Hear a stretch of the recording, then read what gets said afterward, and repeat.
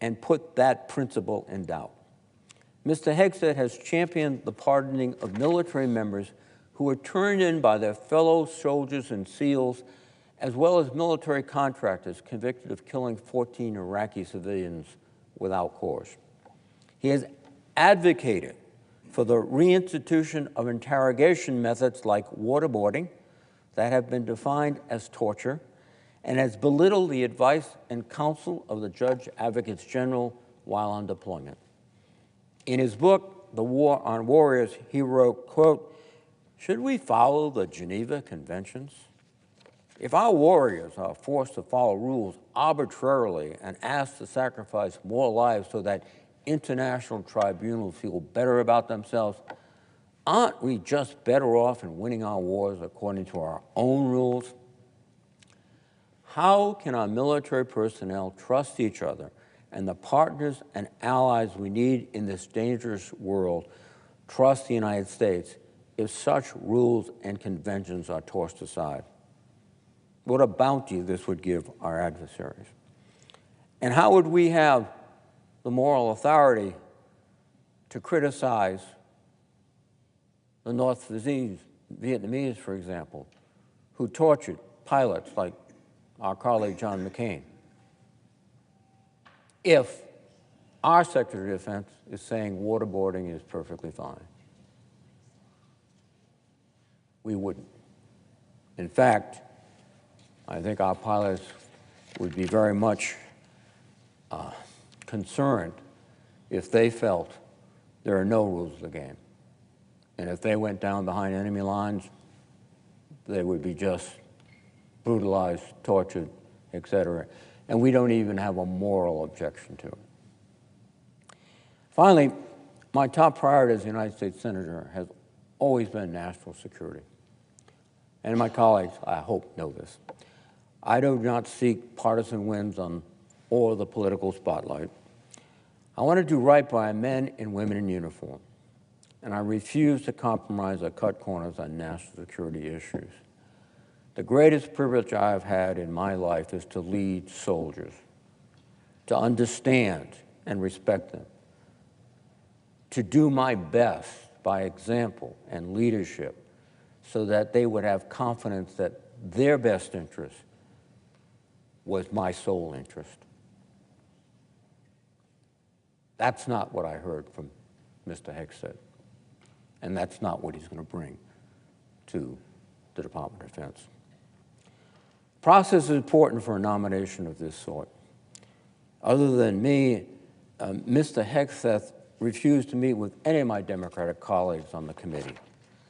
An unprecedented act, a signal that he is not trying to be a nonpartisan secretary. He is, in fact, going to be very partisan. Again, injecting politics into the Department of Defense, which is, in my view, fatal. The committee was denied a second round of questioning with Mr. Hegseth, although we needed that time. And I should point out, historically, when Secretary Hagel was here, we had 3 rounds of questioning. When Secretary Carter was here, we had 2 rounds of questioning. So the precedent was strongly in favor of an additional round.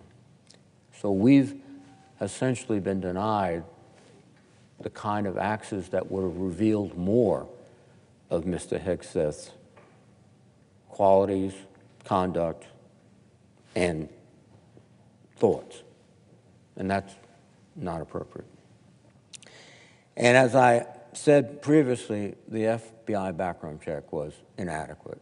Again, the first time I've ever had a background check supplemented by 2 additional addendums to the background check.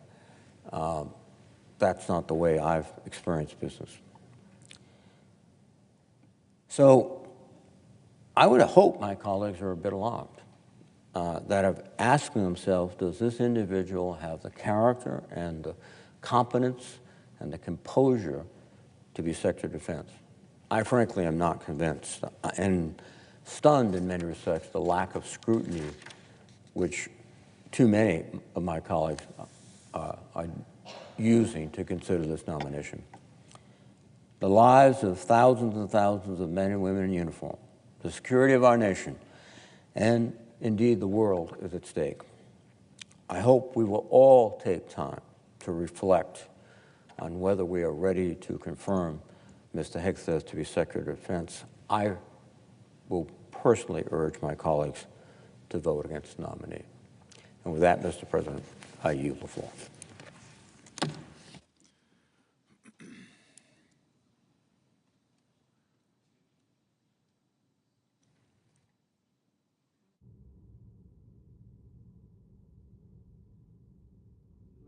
Senator from Mississippi. In a few moments, the Senate will vote on a confirmation of our next CIA director, and then immediately following, there'll be a vote on cloture on the nomination of Mr. Peter Brian Hegseth, President Donald Trump's nominee for Secretary of Defense. I'm going to vote yes for cloture, and I expect that a majority of our senators will do so. 3 months ago, 77 million Americans voted for change in the United States, and they sent President Trump back to the White House. It was a decisive victory and a clear mandate to focus this nation on prosperity and peace. That work begins at the Pentagon, where we must return to a policy of peace through strength. We're facing the most complex and dangerous global security environment since World War II. The next few years will shape the direction for the remainder of the 21st century. It could be led by the United States, a future which would lead to freedom and prosperity for all Americans in the absence of armed conflict. Or it could be led by despots. The Chinese Communist Party is working against us. Its dictator, Xi Jinping, uses military force and economic coercion to try to reshape the world order with the help of his junior partner, Kim Jong-un of North Korea. At the same time, the despot Vladimir Putin remains intent on territorial expansion. Iran, Hamas, Hezbollah, the Houthis, and their like continue to attack Israel and the United States, and ISIS remains set on killing Americans every day, every day. Unfortunately, the Biden administration wasted precious time and significant resources pursuing divisive social policies at DOD. For instance, we just spent months arguing with the administration over whether the Defense Department should pay for hormone therapies or puberty blockers for minors out of taxpayer dollars. 71% of Americans oppose that policy, including more than half of Democrats. So I'm glad we're going to abandon that type of policy. I could go on, but let me now turn to focusing on the future. Together, Congress and the President have a lot to do, and we don't have much time to do it. We have a broken shipbuilding industrial base to fix. We have defense manufacturing jobs to build up and munitions lines to expand. We have an ossified budgeting system to update, and we've got an audit to finish for the first time in decades. And we have a resourcing problem that needs attention.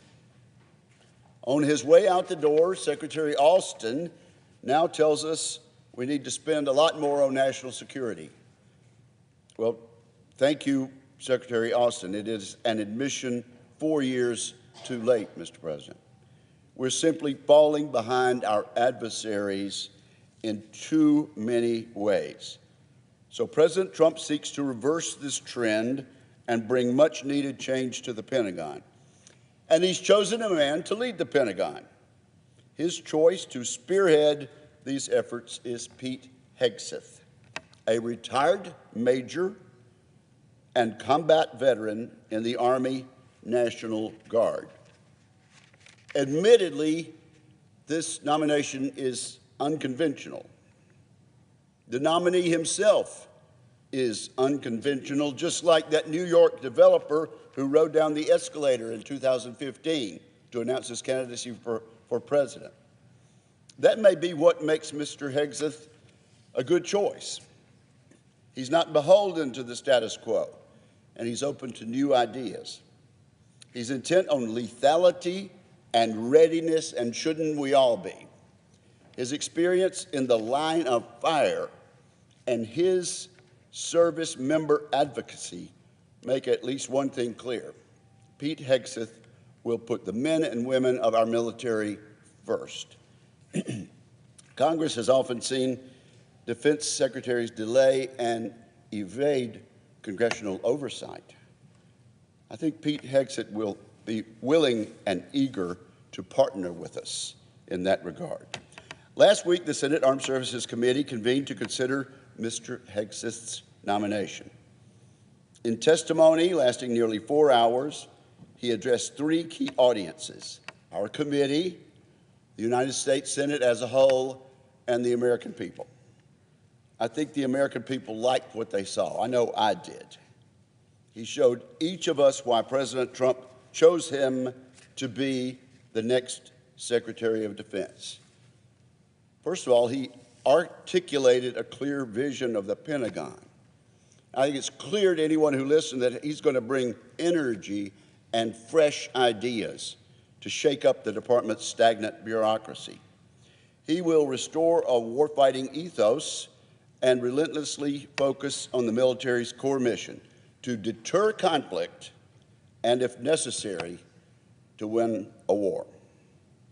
Mr. Hegseth committed to bringing a swift end to the corrosive social policies that serve to divide our service members rather than unite them. And as I pointed out earlier, the American people are behind him in this regard overwhelmingly. He correctly stated that we need to change the way the Pentagon does business.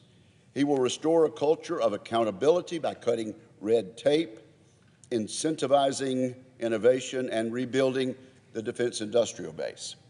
He affirmed his intent to tackle the hardest systemic problems that plague the Pentagon, challenges that previous secretaries have proven unable to fix. And I mentioned that audit.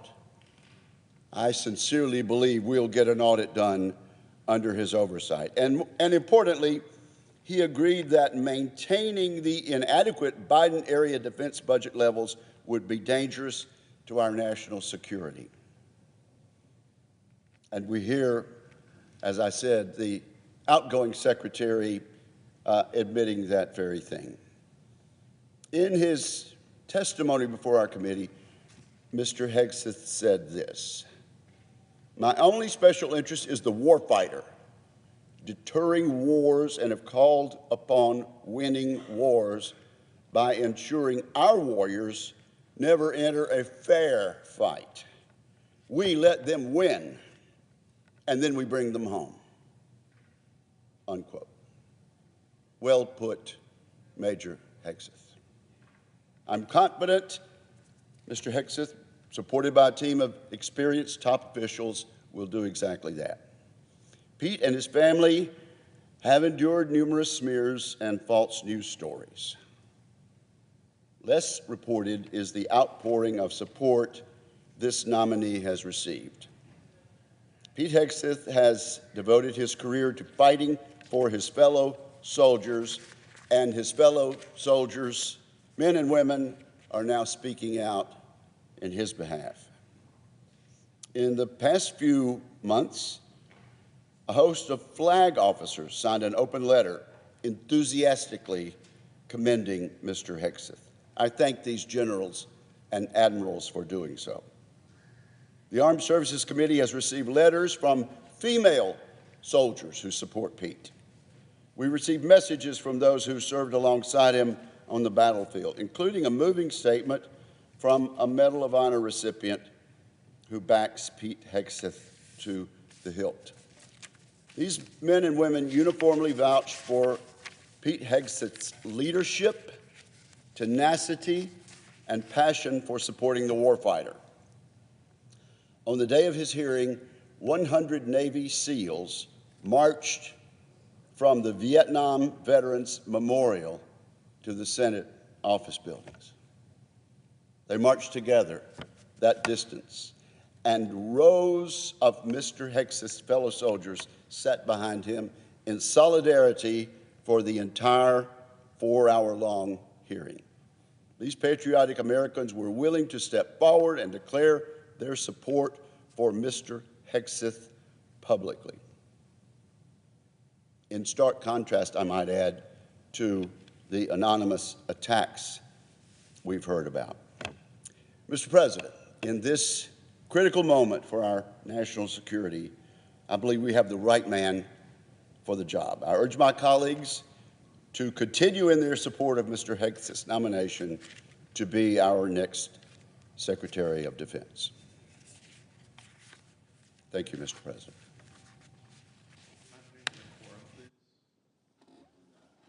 Absence of a quorum. The clerk will call the roll. Ms. Also Brooks.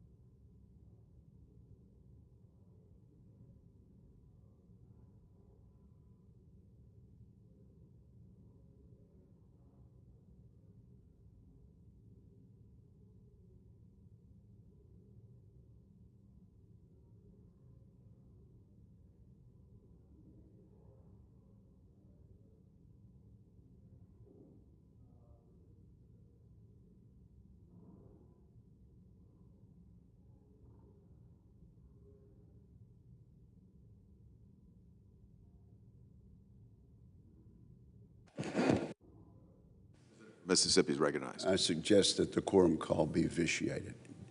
by Without unanimous objection. consent.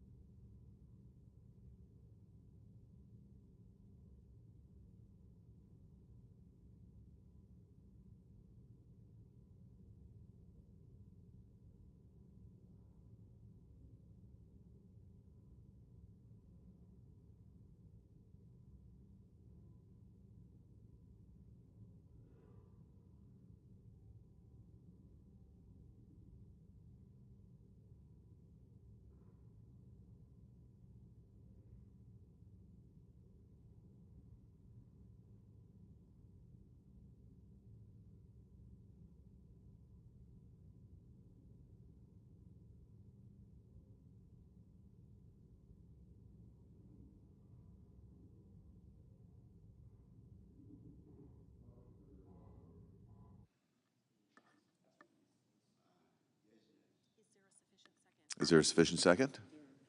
There appears to be. The clerk will call the roll.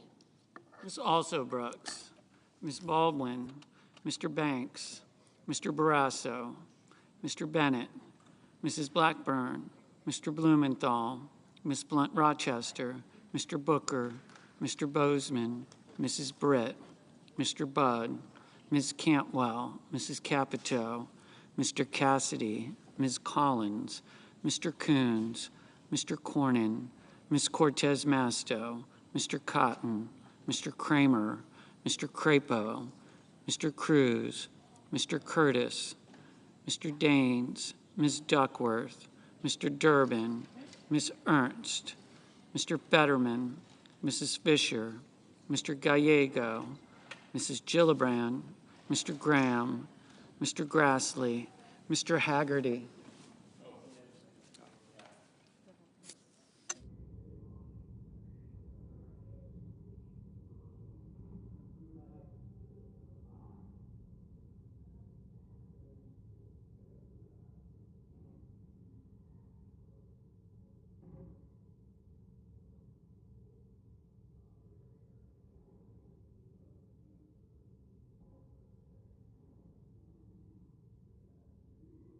Ms. Hassan. Mr. Hawley. Mr. Heinrich.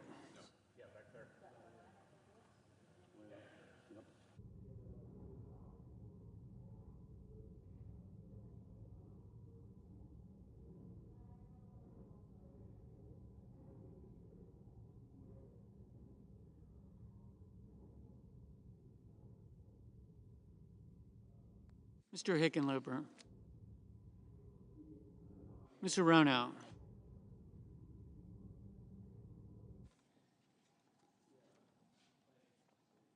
Mr. Hoven. Mr. Husted. Mrs. Hyde-Smith. Mr. Johnson. Mr. Justice. Mr. Kane.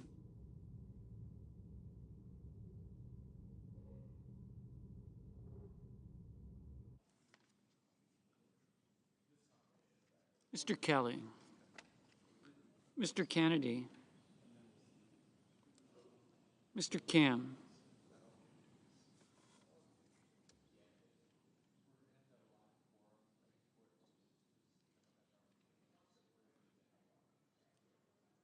Mr. King.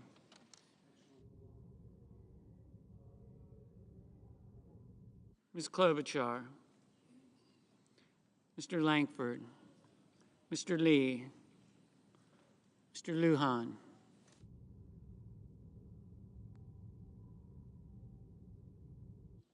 Ms. Lummis.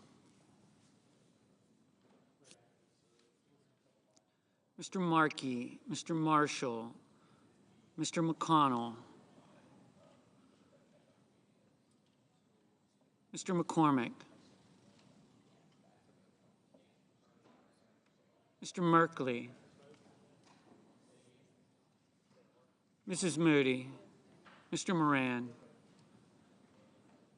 Mr. Moreno,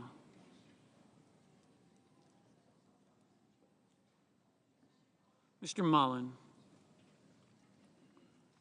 Ms. Murkowski, Mr. Murphy, Mrs. Murray, Mr. Ossoff, Mr. Padilla, Mr. Paul, Mr. Peters, Mr. Reed,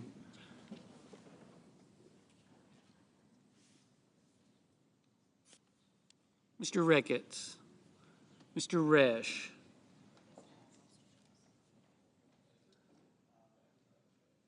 Ms. Rosen,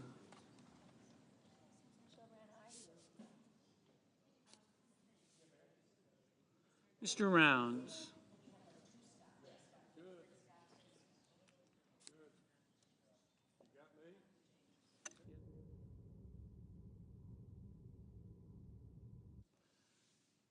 Mr. Sanders, Mr. Schatz, Mr. Schiff, Mr. Schmidt,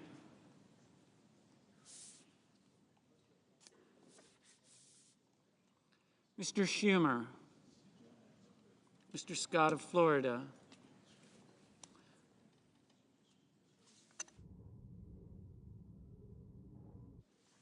Mr. Scott of South Carolina,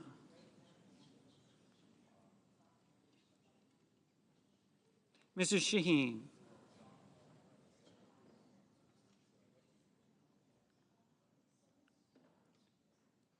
Mr. Sheehy, Ms. Slotkin, Ms. Smith, Mr. Sullivan, Mr. Thune, Mr. Tillis,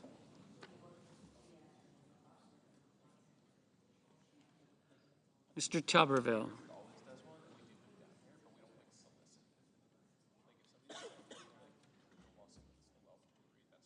Mr. Van Hollen, Mr. Warner, Mr. Warnock, Ms. Warren, Mr. Welch, Mr. Whitehouse, Mr. Wicker, Mr. Wyden, Mr. Young.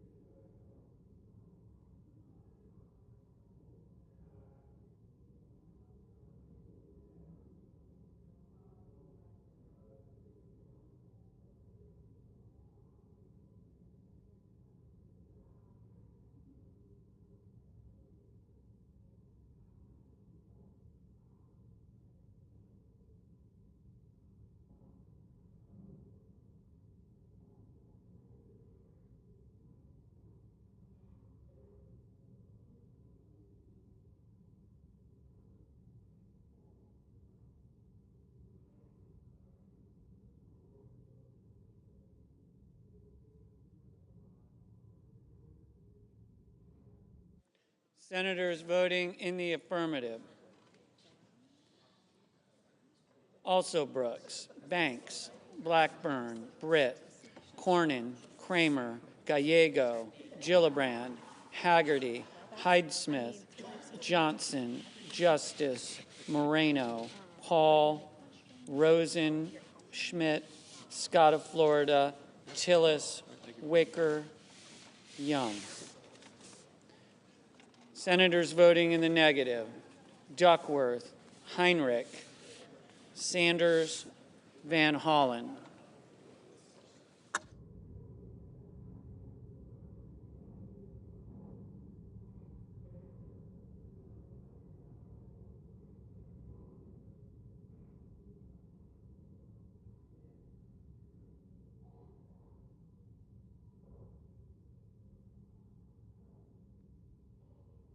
Mr. Reed, no.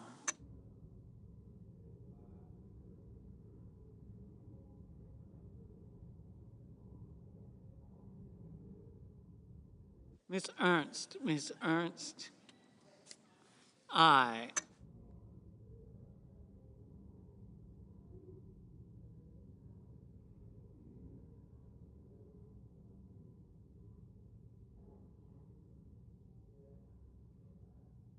Mr. Warner, aye.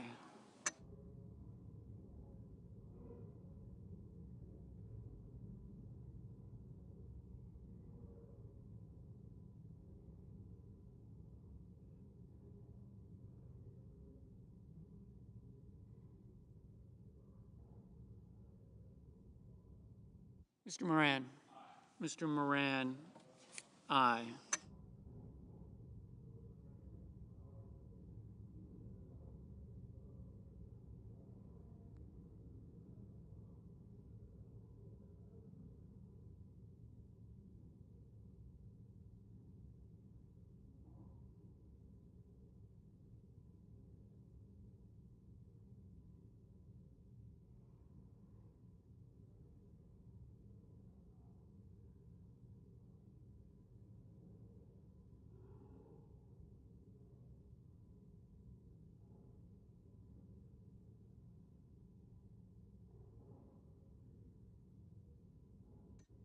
Mr. Crapo, aye.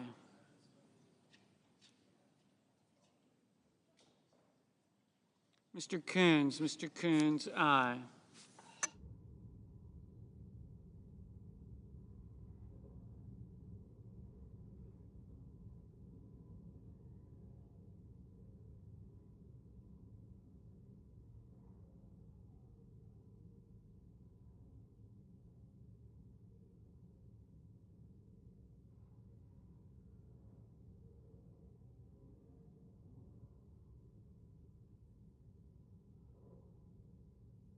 Mr. Peters, aye.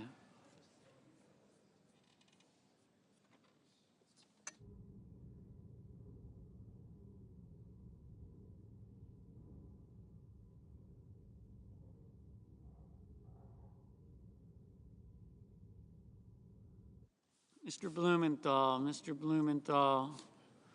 no. Mr. Lujan, no.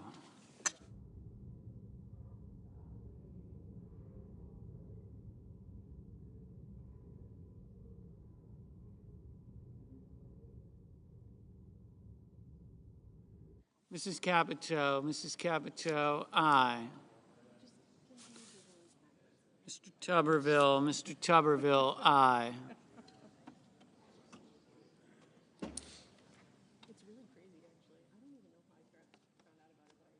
Mr. Grassley, aye.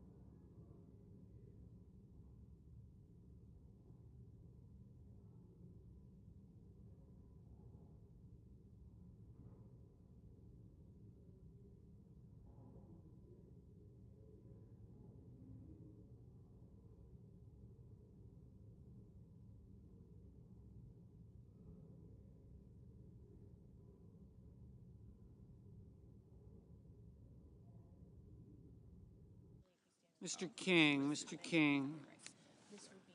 Aye. Mr. Graham, aye.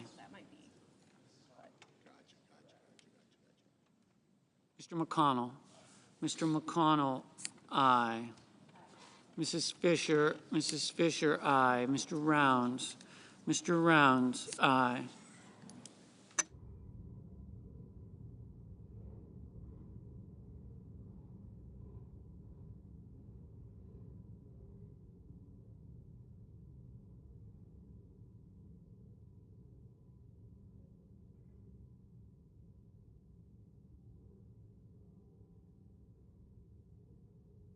Mr. Curtis, aye.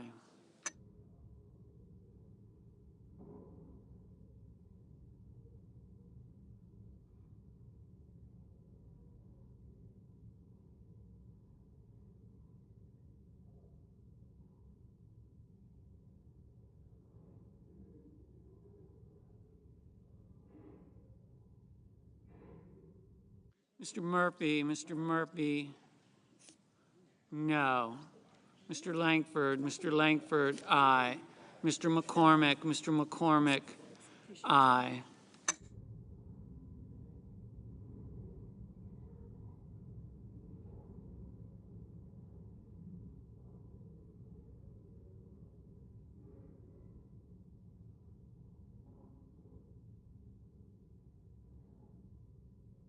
Mr. Barrasso, aye. Mr. Daines, aye.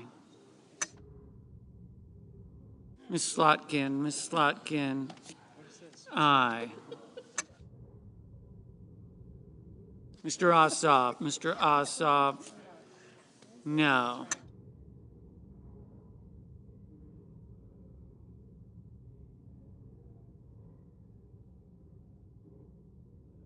Mr. Cassidy, aye. Ms. Murkowski, aye.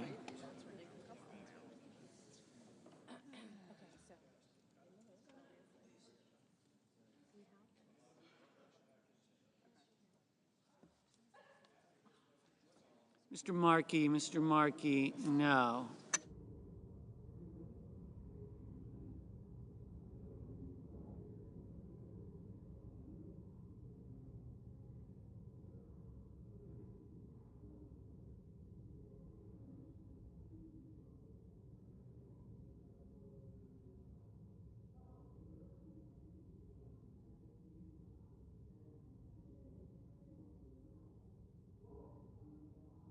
Mr. Budd, aye.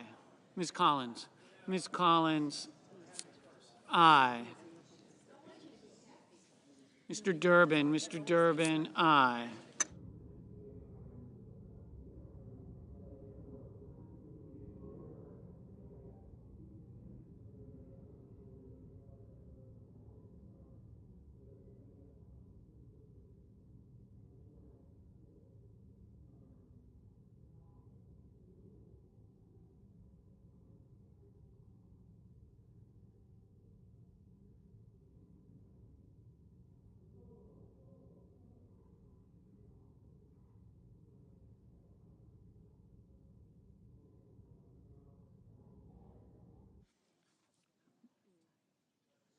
Mr. Sheehy, aye. Ms. Cortez Masto, no.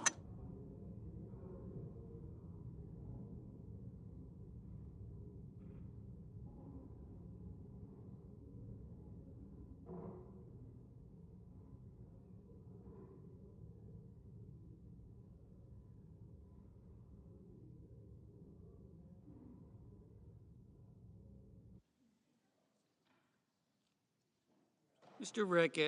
Ricketts, aye.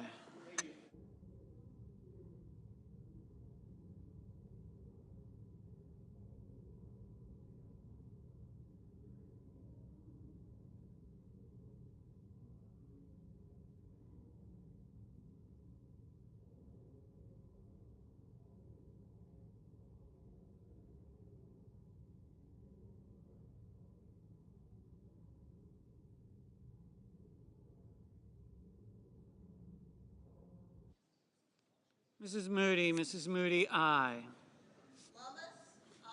Mr. Cruz, aye. Ms. Lummis, aye. Mr. Risch, aye. Mrs. Murray, no. Ms. Hassan, aye. Mr. Cotton, aye. Mr. Husted, aye. Mr. Schumer, no. Mr. Sullivan, aye. Mr. Merkley, no.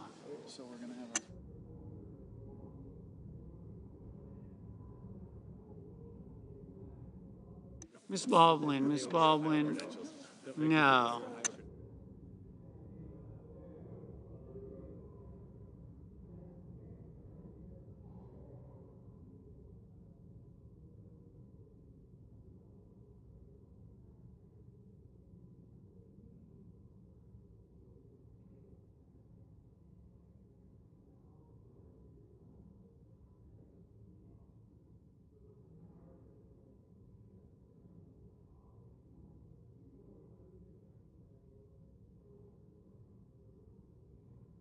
Mr. Padilla, no. Mr. Hoven, aye. Mr. Lee, aye.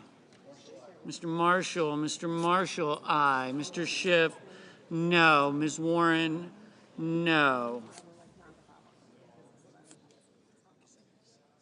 Ms. Blunt Rochester, no. Mr. Wyden, no. Mr. Kane, aye.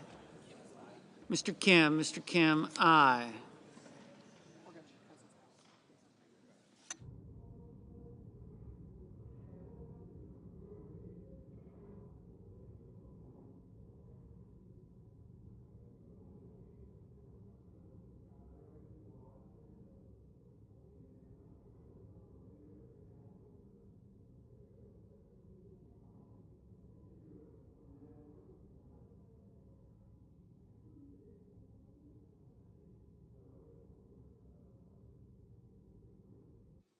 Ms. Hirono, no. Mr. Whitehouse, aye.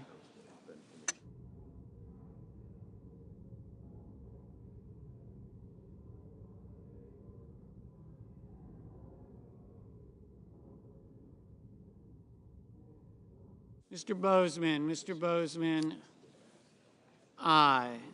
Mr. Booker, aye.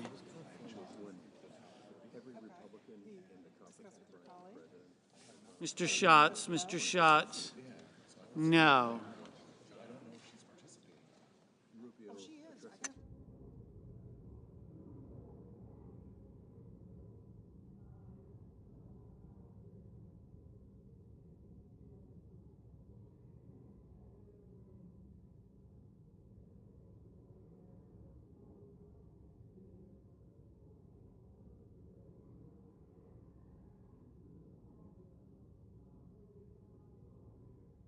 Mr. Mullen, aye. Mr. Welch, aye.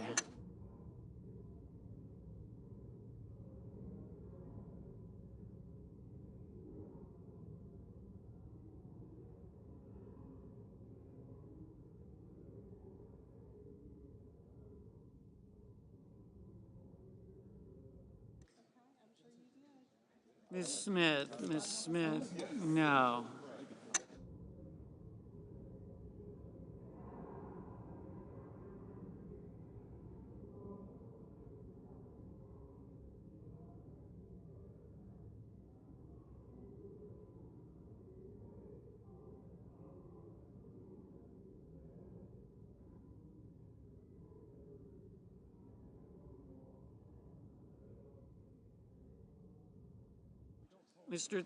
Mr. Thune, aye.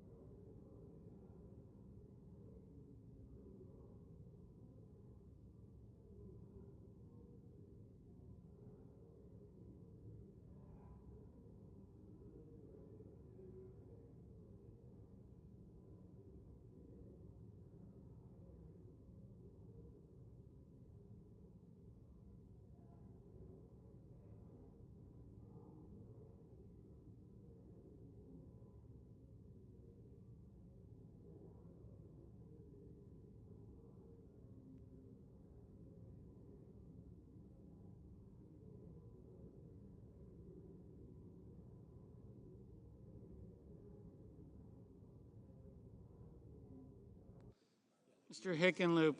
Hickenlooper, aye.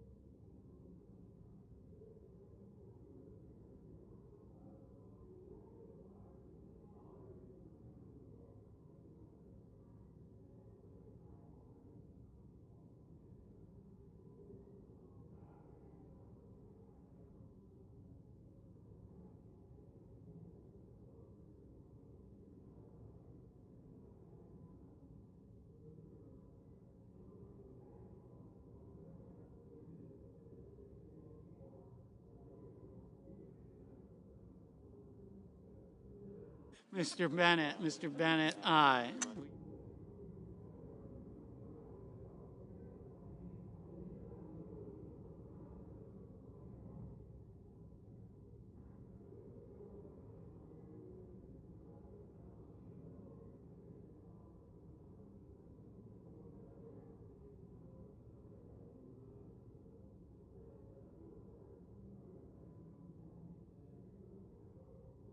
Ms. Cantwell, no. Mr. Kelly, aye.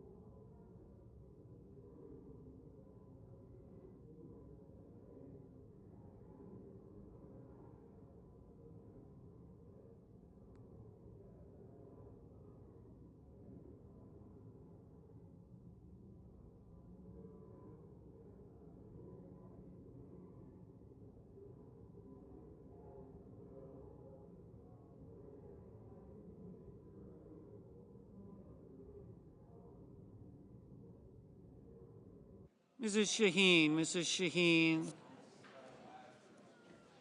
aye. Mr. Warnock. Mr. Warnock, no.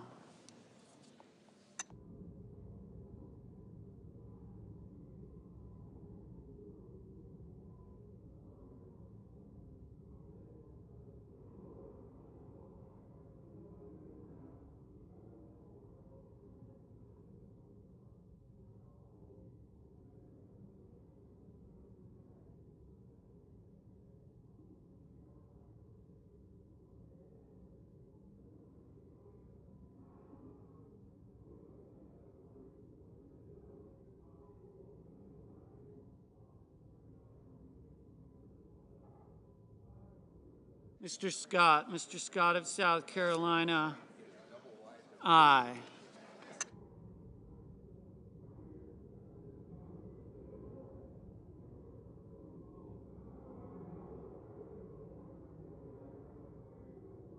Ms. Klobuchar, aye.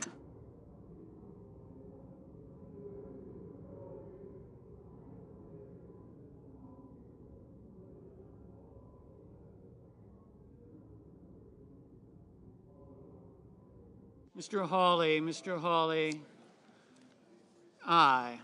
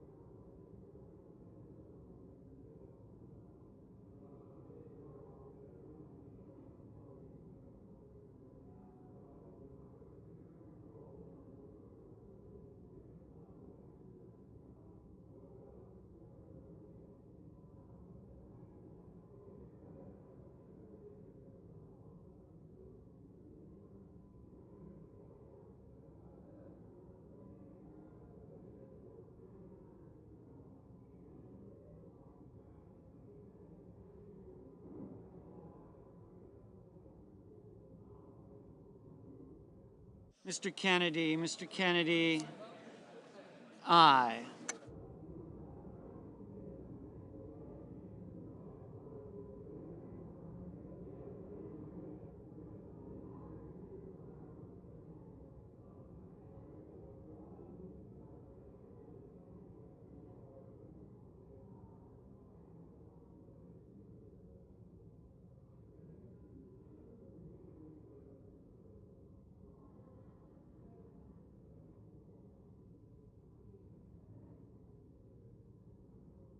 So the yeas are 74, the nays are 25. The nomination is confirmed. Now recognize the majority leader. Thank you. I ask unanimous consent that with respect to the Ratcliffe nomination, the motion to reconsider be considered made and laid upon the table, and the President be immediately notified of the Senate's action. Is there objection? Without objection. Mr. President. Mr. President. The Democrat leader. Mr. President, if there was one word that should never, ever describe a Secretary of Defense, it is erratic. But that is the one word that describes Mr. Hegseth best. Advancing a Secretary of Defense is one of the most important votes senators are going to take all year. This man has lives in his hand, lives of citizens, lives of people of the world, and lives of the brave men and women in our armed forces.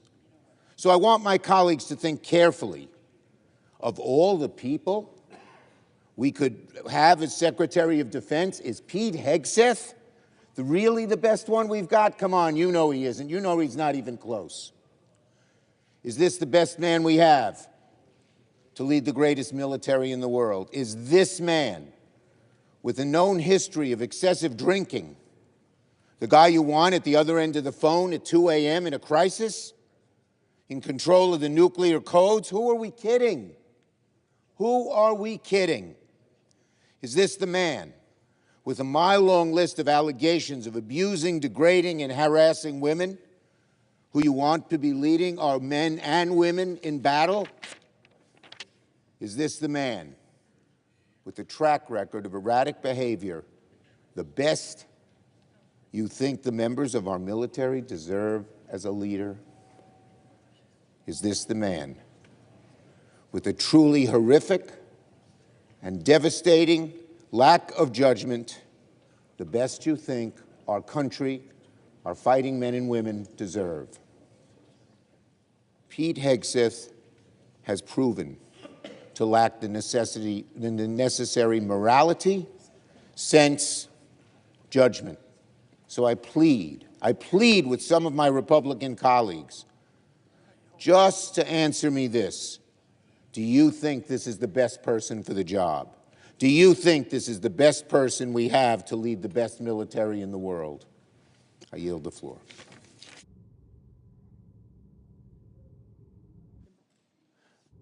Will report the motion to invoke closure. Cloture motion. We, the undersigned senators, in accordance with the provisions of Rule 22 of the Standing Rules of the Senate, do hereby move to bring to a close debate on the nomination of Peter Hegseth of Tennessee to be Secretary of Defense, signed by 17 senators. Pursuant to Rule 22, the chair now directs the clerk to call the roll to ascertain the presence of a quorum.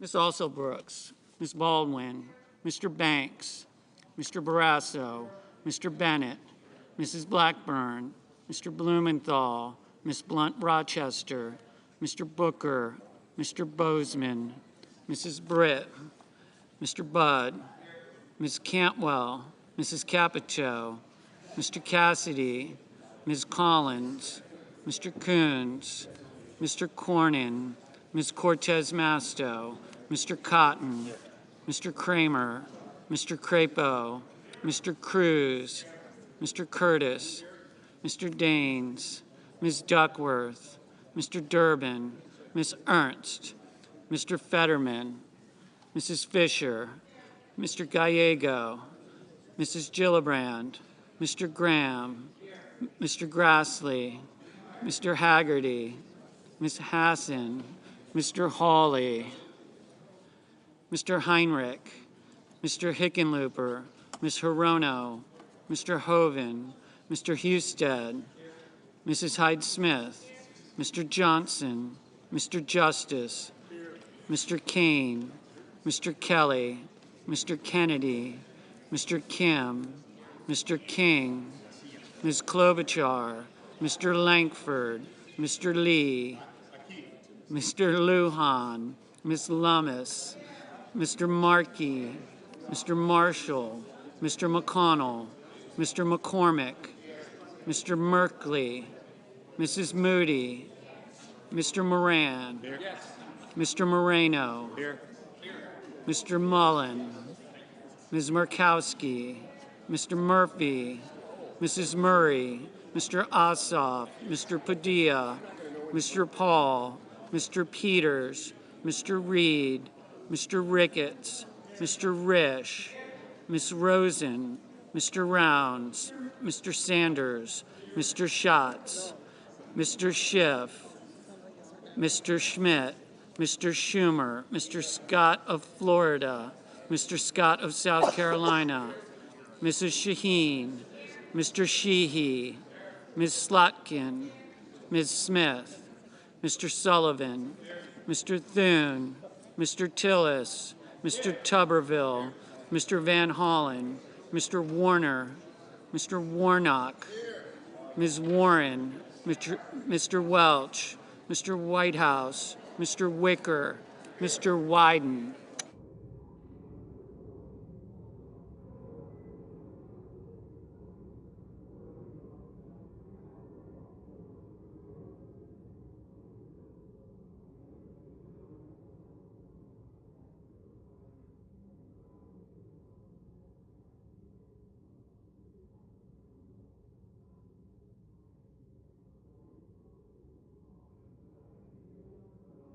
Mr. Young.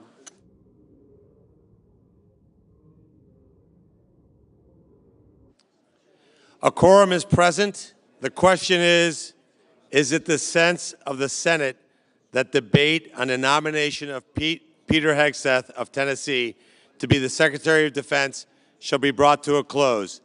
The yeas and nays are mandatory under the rule. The clerk will now call the roll. Ms. Also Brooks. Ms. Baldwin. Mr. Banks.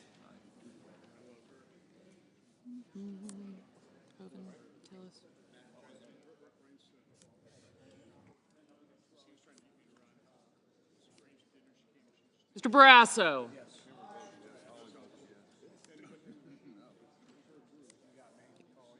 Yes.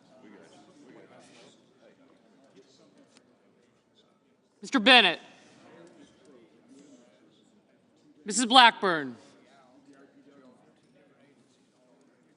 Thanks, yes.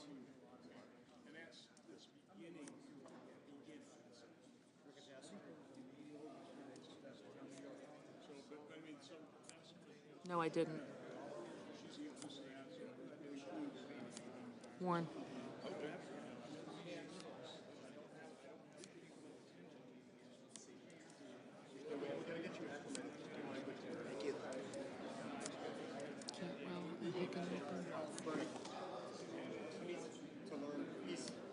Mr. Blumenthal.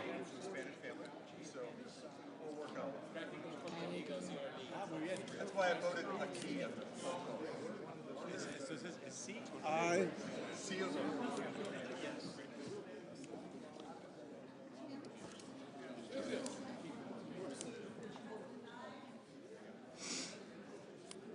James, yes, too, I think, didn't you? I did. Ms. Blunt Rochester.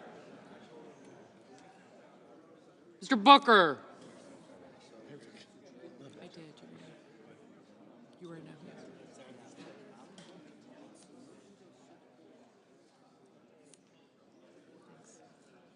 Or shall I?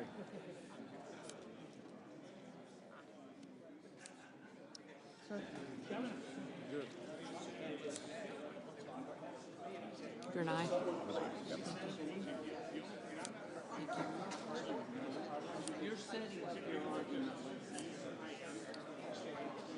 Mr. Bozeman. Mrs. Britt. Mr. Budd, Ms. Cantwell. I got you. Limassol. Thank you.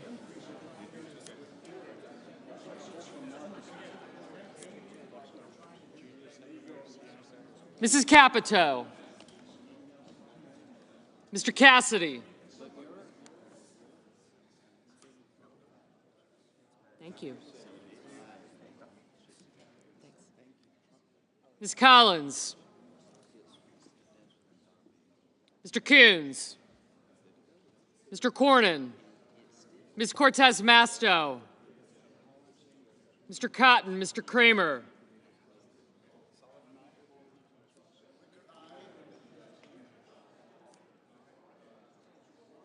Mr. Cruz, Mr. Curtis, Mr. Daines, Ms. Duckworth. Mr. Durbin.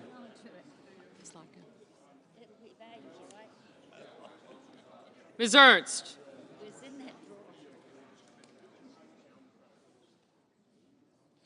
Mr. Fetterman.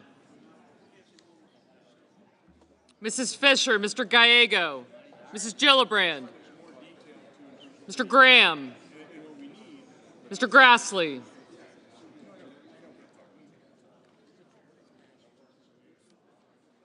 Mr. Haggerty. Ms. Hassan. Mr. Hawley. Mr. Heinrich. Mr. Hickenlooper, Ms. Hirono. Mr. Hoven. Mr. Husted. Mrs. Hyde-Smith. Mr. Johnson. Mr. Justice. Mr. Kane. Mr. Kelly.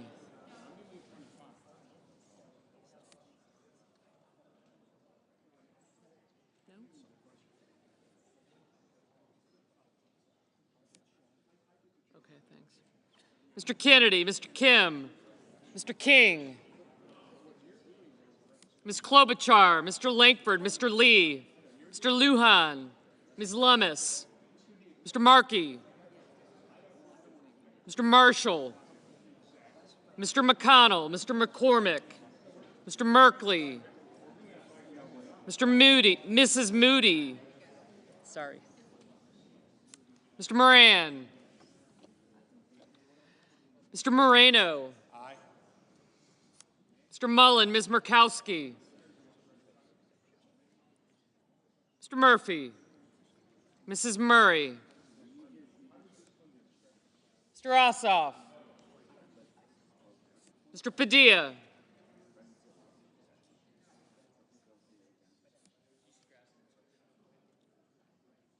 I got him. Mr. Paul, Mr. Peters, Mr. Reed, Mr. Ricketts, Mr. Risch,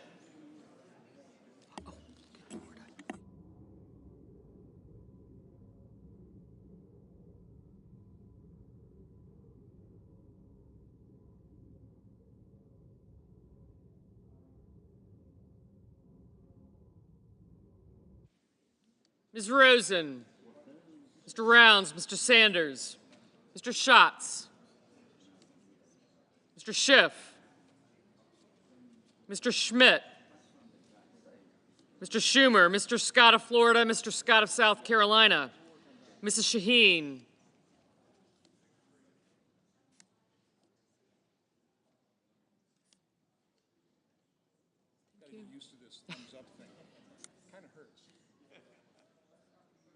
Mr. Sheehy, Ms. Slotkin, Ms. Smith, Mr. Sullivan, Mr. Thune, Mr. Tillis, Mr. Tuberville, Mr. Van Hollen, Mr. Warner, Mr. Warnock, Ms. Warren, Mr. Welch, Mr. Whitehouse, Mr. Wicker, Mr. Wyden,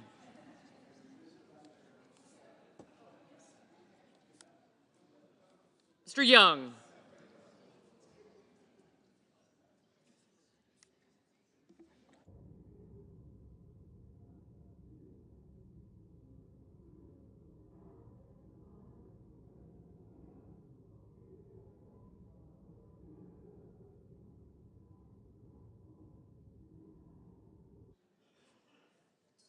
Senators voting in the affirmative: Banks, Barrasso, Budd, Capito, Cornyn, Cotton, Crapo, Cruz, Curtis, Daines, Fisher, Graham, Grassley, Hawley, Hoven, Husted, Hyde-Smith, Johnson, Justice, Kennedy, Lankford, Lee, Lummis, Marshall, McCormick, Moody, Moreno, Mullen, Paul, Ricketts, Risch, Rounds, Scott of Florida, Scott of South Carolina, Sheehy, Sullivan, Thune, Tillis, Tuberville, and Wicker. Mr. Cassidy, aye. Senators voting in the negative: Baldwin, Bennett, Blunt Rochester, Booker, Cantwell, Collins, Coons, Fetterman, Gallego, Hassan, Hickenlooper, Kane, Kim, King, Klobuchar, Lujan, Murray, Ossoff, Peters, Reed, Sanders, Schumer, Shaheen, Slotkin, Smith, Warnock, Warren, Welch, Whitehouse, and Wyden. Mr. Merkley, no.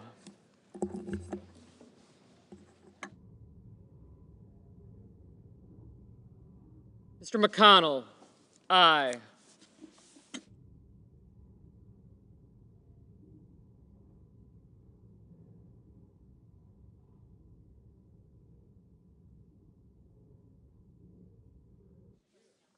Ms. Murkowski, no.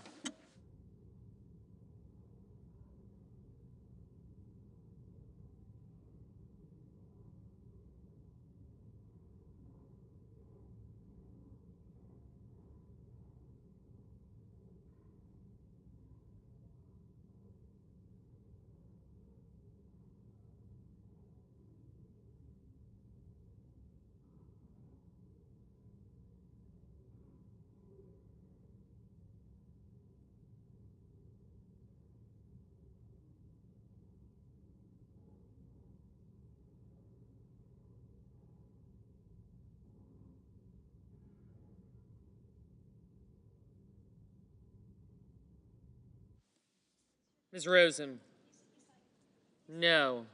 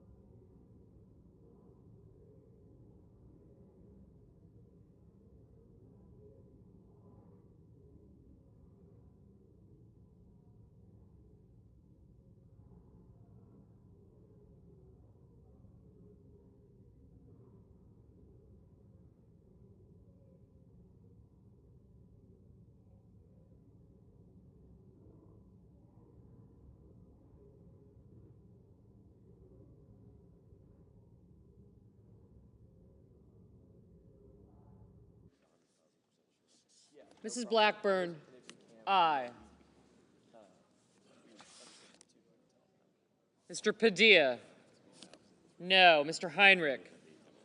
No. I think we'll probably close this one. We need like 7. Mr. Van Hollen? 10 minutes. So No. Ms. Also Brooks? No. or sorry, 3:10. Is that right?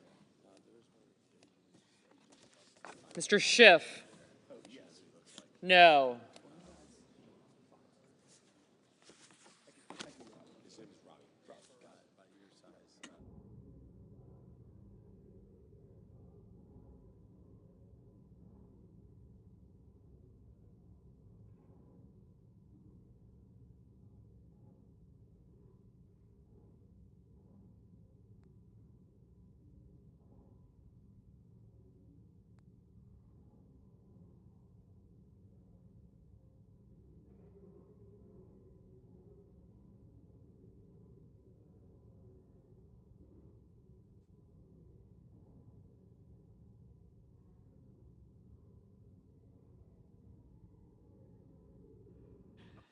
Ms. Cortez Masto? No.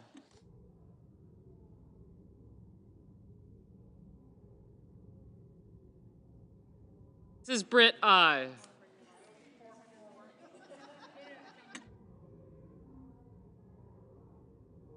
Mr. Schmidt? Aye.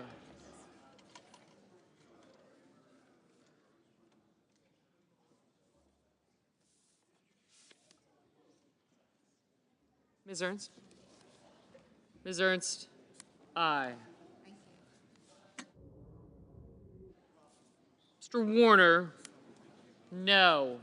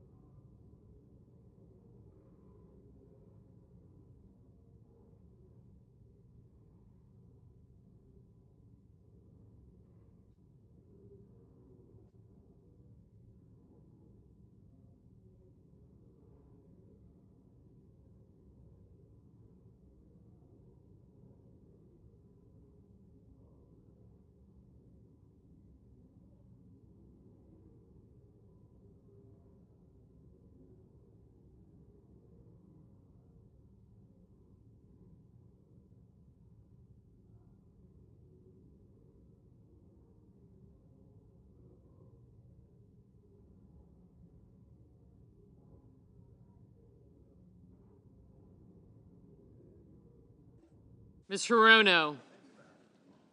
No.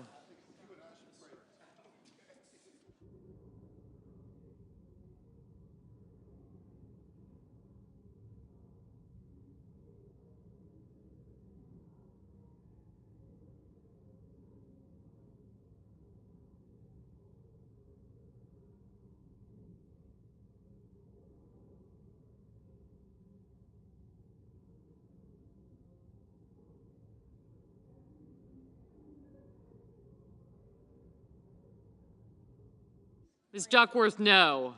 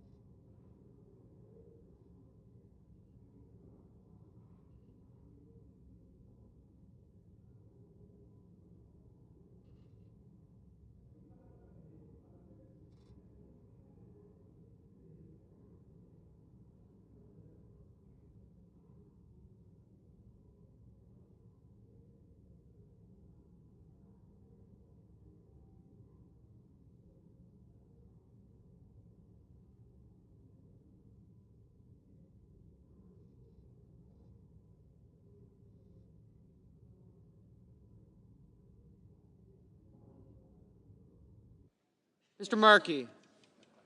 No. Mr. Schatz? No.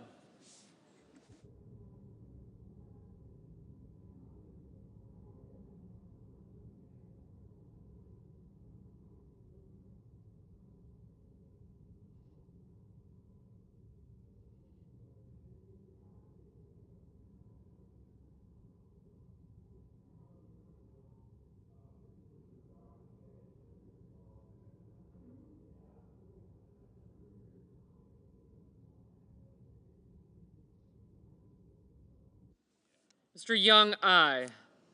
Mr. Murphy? No.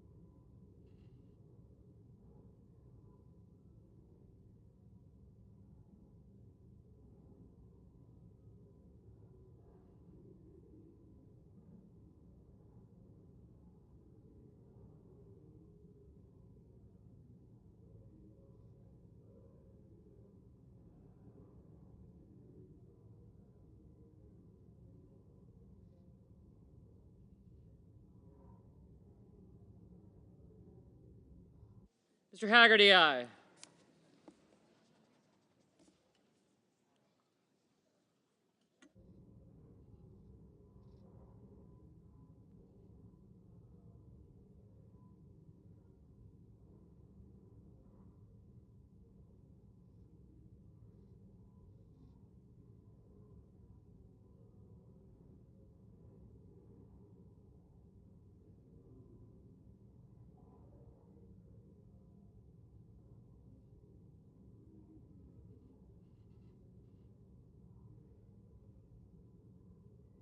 Mr. Bozeman? Aye.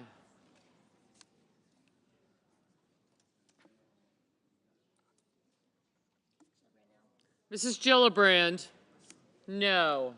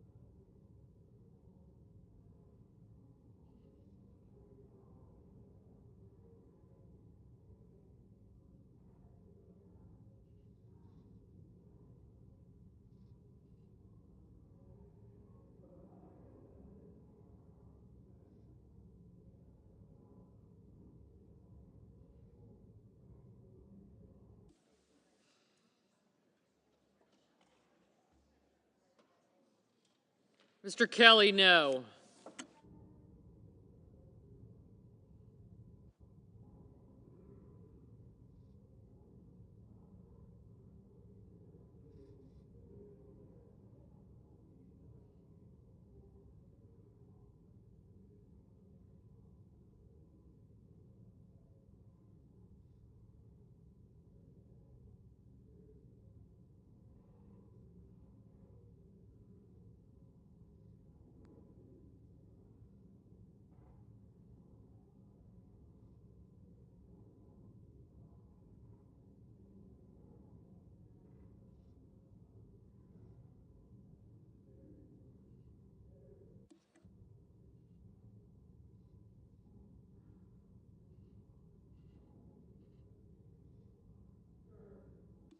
Mr. Durbin, no.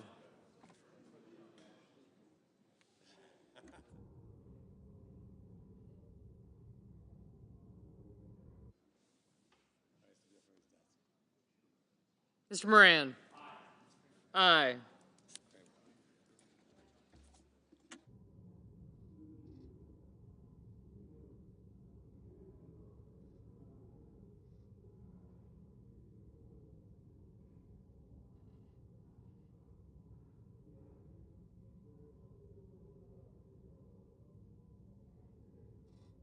Mr. Blumenthal? No.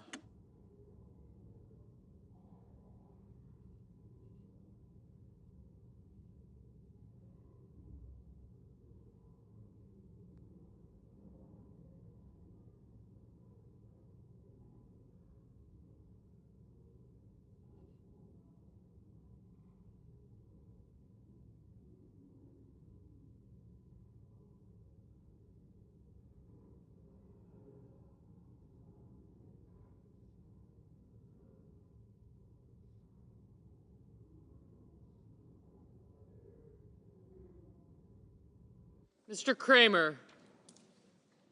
Aye.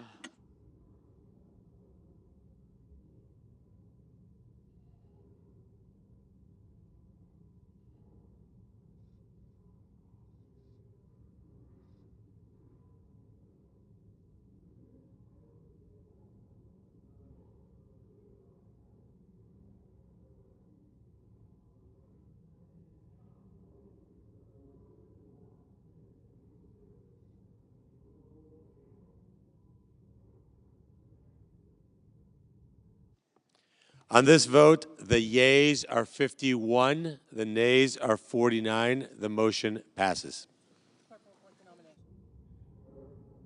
Nomination. Department of Defense, Peter Hegseth of Tennessee to be Secretary.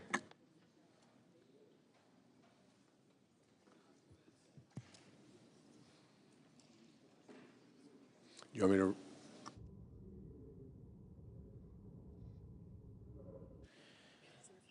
The senator from Tennessee is recognized.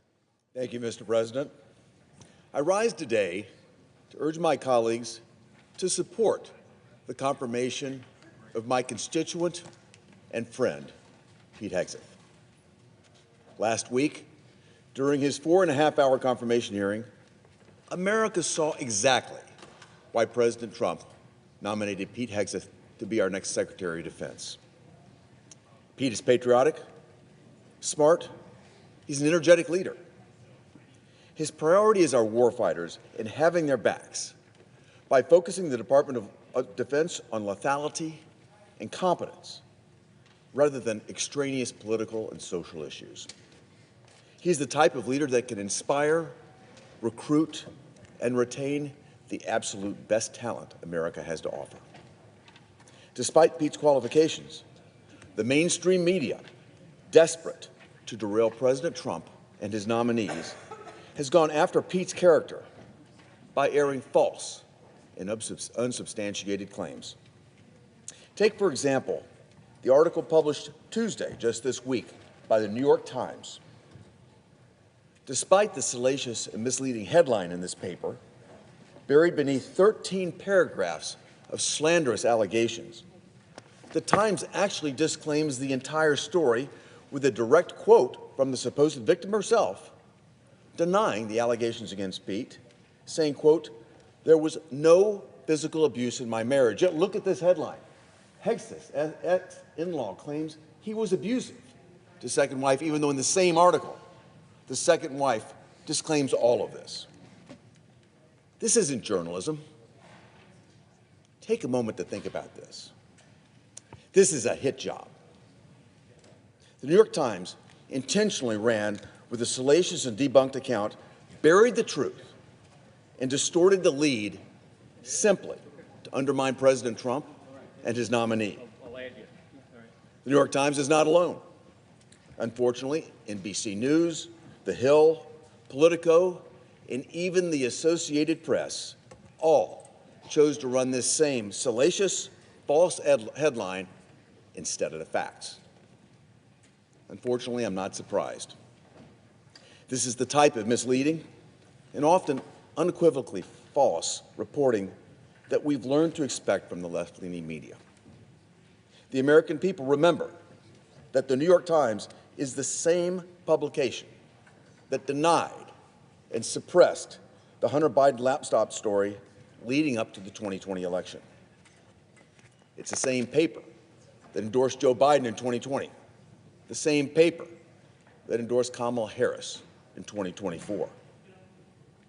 You know, the American people are sick and tired of the deception stemming from this alliance between the Democrat Party and the so-called mainstream media.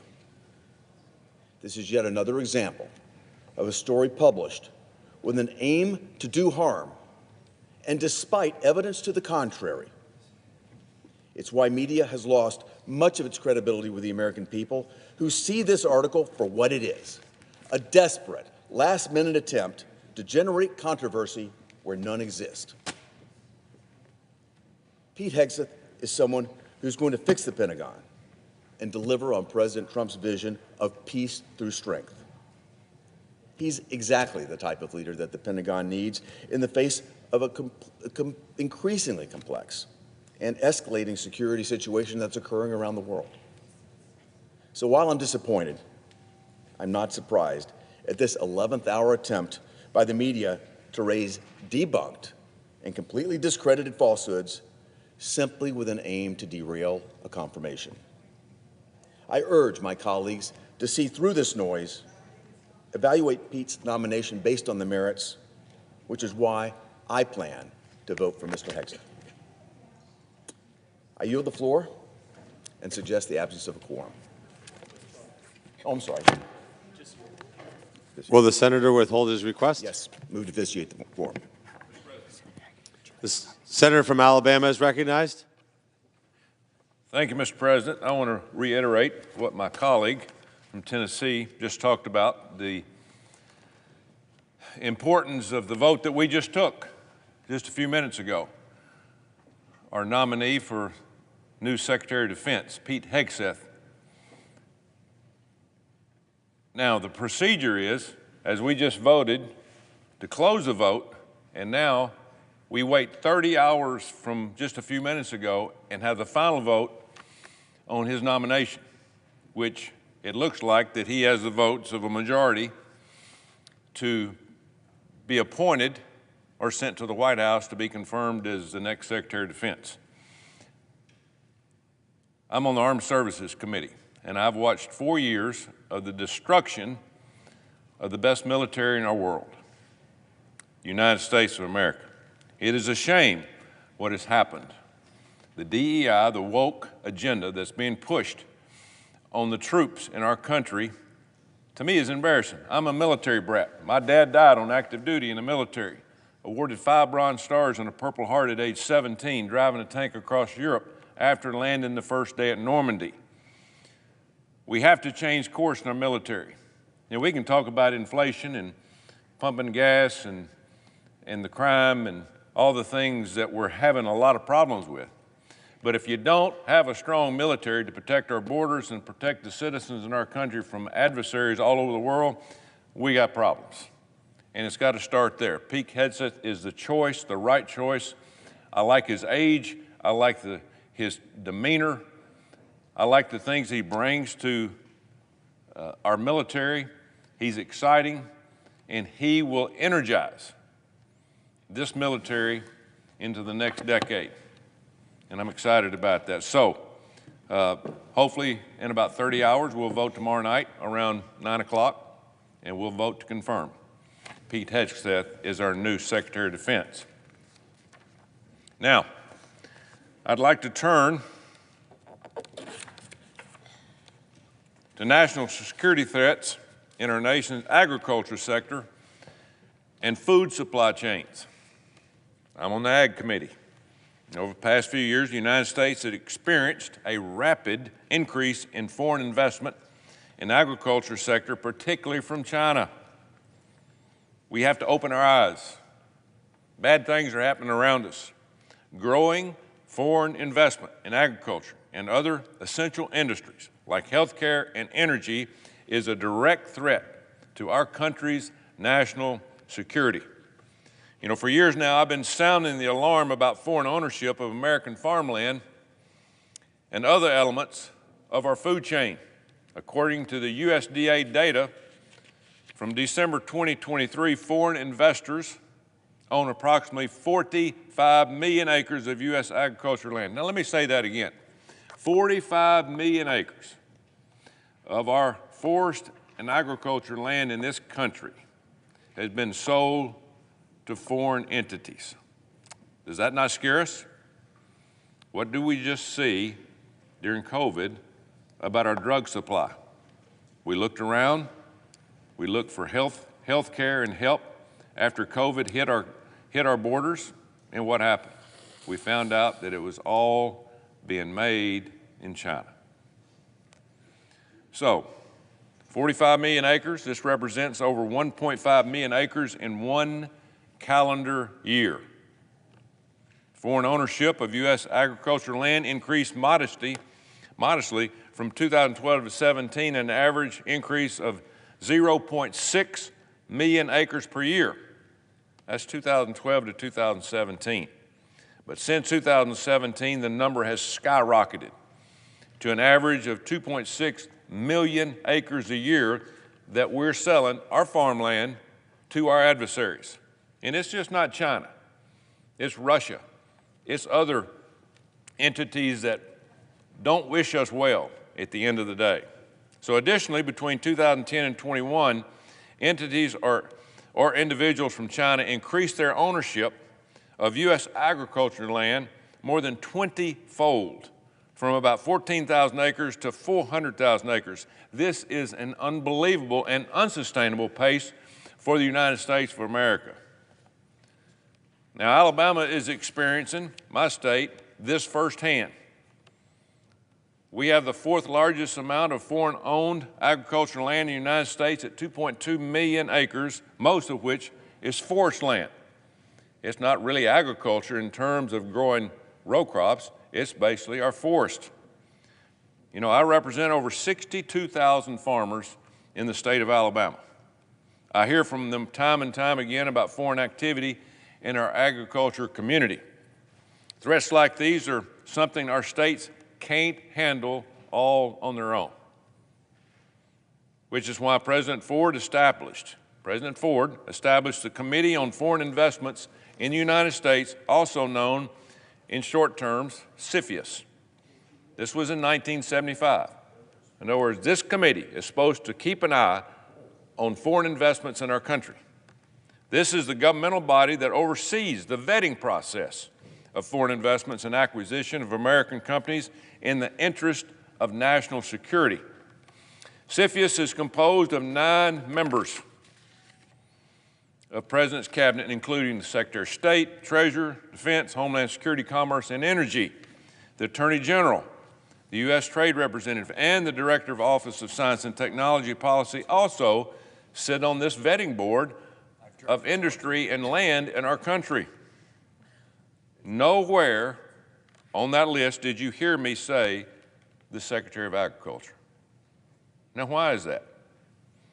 Chinese investors and companies own 277,000 acres of agricultural land in the United States. Considering the massive increase in foreign investment in our country, we need additional oversight for what's going on in our country. We got our eyes closed. which is why yesterday I introduced the Foreign Adversary Risk Management Act, called the FARM Act, here on the floor, that will accomplish three major things. First, it would add the Secretary of Agriculture as a permanent member of CFIUS. In other words, that somebody that's going to help our agriculture people vet land that's being bought by foreign entities. Second, it would protect the U.S. agriculture industry from foreign control through transactions, mergers, and acquisitions and agreements, or it would also designate agriculture supply chains as critical infrastructure and critical technologies. Third, it would require a report to Congress on current and potential foreign investments in the U.S. agriculture industry.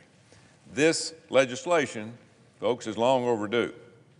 These foreign investments now reach into every aspect of agriculture industry and supply chains, from farming and processing to packaging and shipping.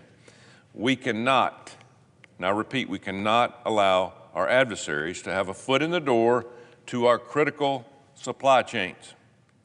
Food security is national security.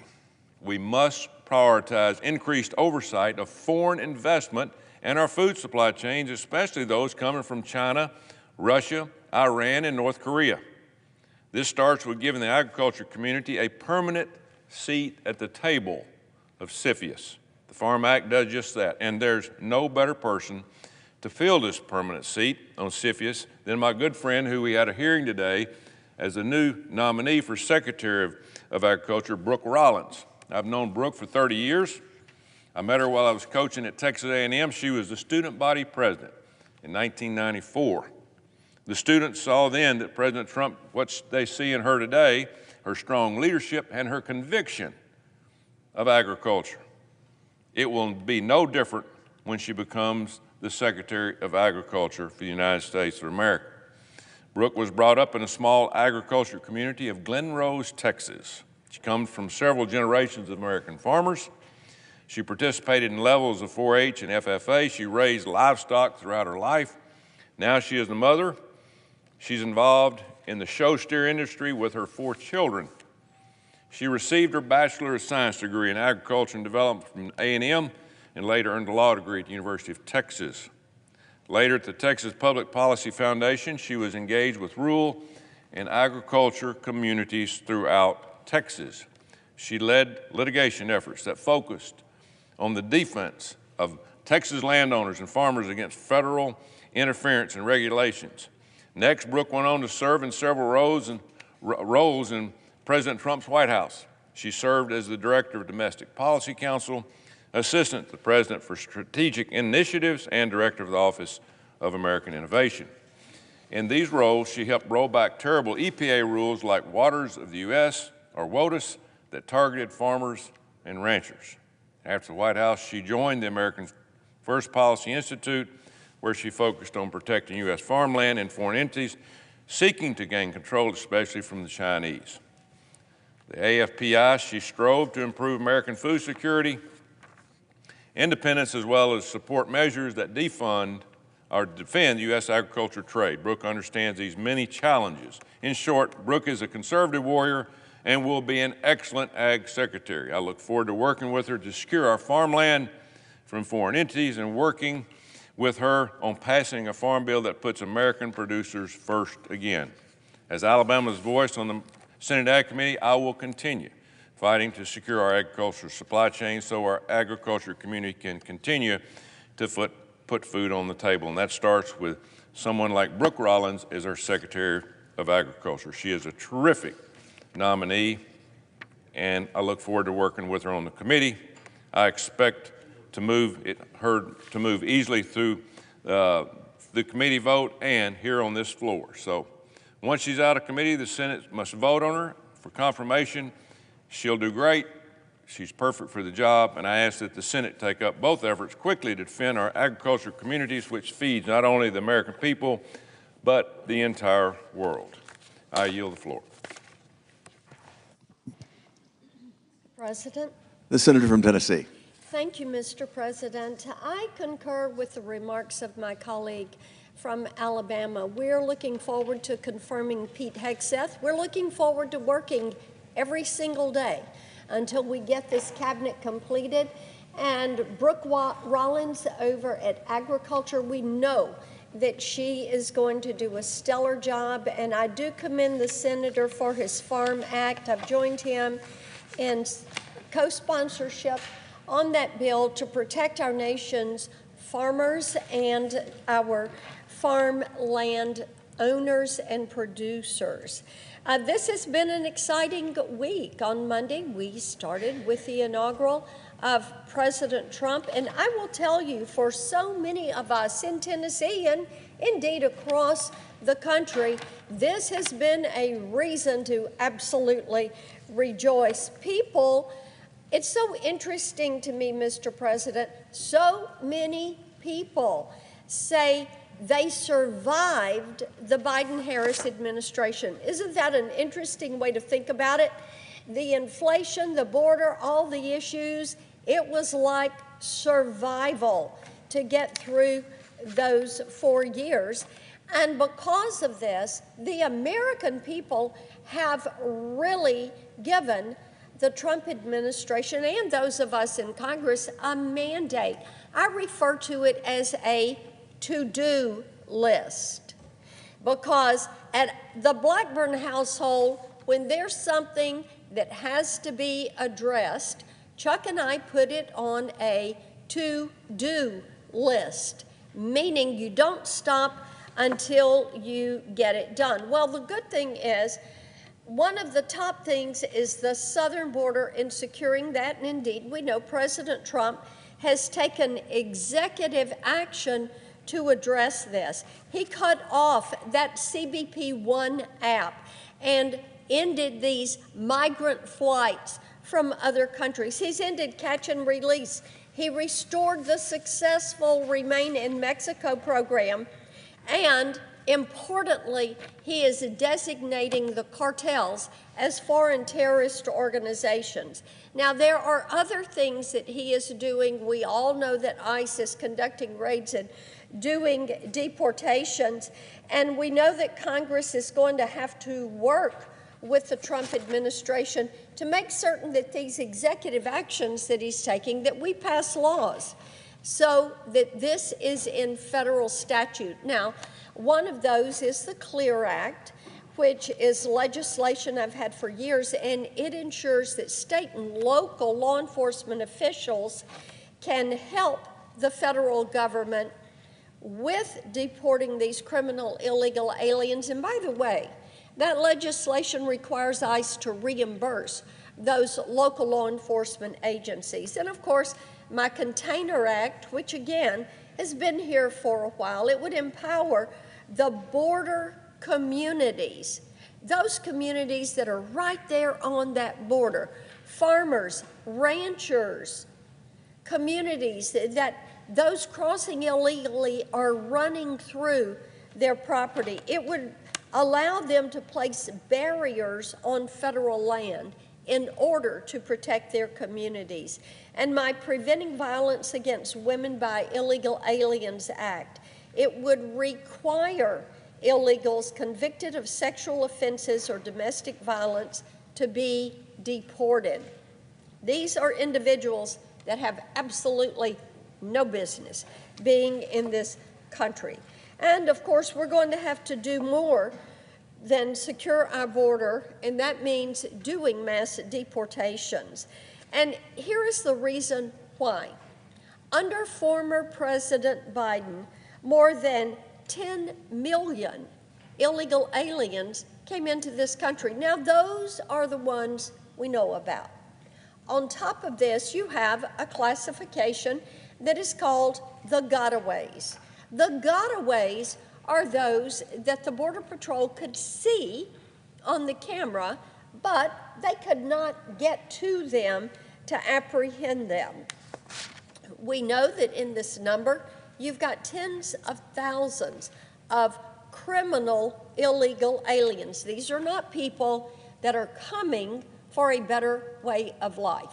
These are people that have committed crimes in their home countries and are looking to come here. Now, we know this open border has caused far too many tragedies to begin to count. And this is the reason that this body voted in a bipartisan manner for the Laken-Riley Act, and that is going to be one of the very first bills that President Trump signs into law. And because of the American public's overwhelming support for a secure border, for an end to illegal immigration, we are on our way to making this country, making our communities safe again. Now, we all know that border security is a critical part of national security.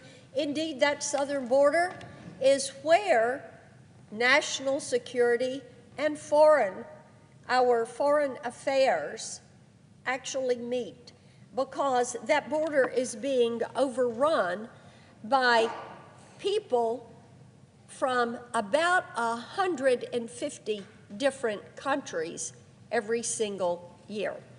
Now, we also know that when it comes to national security and how the world views us, that President Trump is showing that strong leadership that is needed, and he was able to secure the release of 2 Americans that were held by the Taliban within hours of taking office. I think that the American people are realizing that President Trump means business when it comes to our foreign policy and putting the interest of the American people in front of everything else.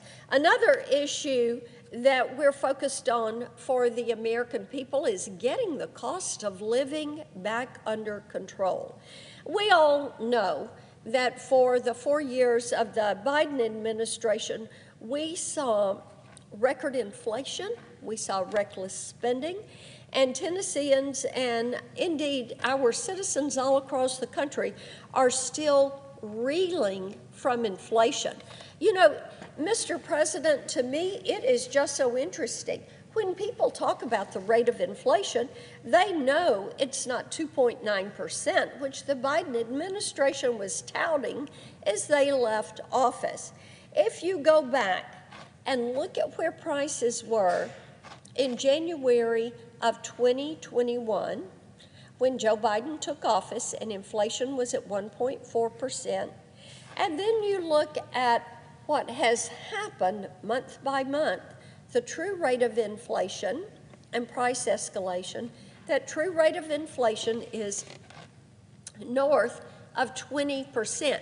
Indeed, I looked up what it is costing Tennessee families, and Mr. President, the numbers were astounding, because if you look at a basket of goods and services that a Tennessee family would buy in January 2021, so if they took that basket of goods and services, bought that same basket of goods and services, today their cost would be $1,060 more for the exact same basket of goods and services. Think about that, $1,060 per month. Now, maybe that's a house payment or the equivalent of a car payment. That is a lot of money. And this is why Americans are saying we want life to be affordable again. And it is why President Trump has already signed executive orders to roll back regulations. And it's why he is moving forward with DOGE, the Department of Government Efficiency, which will bring forward ideas of how we root out waste, fraud, and abuse in the federal government. And it's why he has frozen federal hiring and done that hiring freeze, which is so essential to being able to cap what the federal employment roles are and get going on doging all of these agencies. Well, to support these efforts, I filed a series of bills called the DOGE Acts. And, you know, Mr. President, these are not things that are new. These are bills that I have been pushing for a long time. because it is important that we hold government accountable for how they're spending the taxpayer money. And President Trump is pushing forward with these concepts. Another area where we are going to see attention in order to get the cost of living down is extending President Trump's tax cuts to ensure that the American people are going to have more money in their pocket at the end of the month. You know, Mr. President, there's a gentleman in Tennessee that I ran into one day earlier in the Biden administration, and I asked how he was doing. And he said, well, he had been fussing a little bit.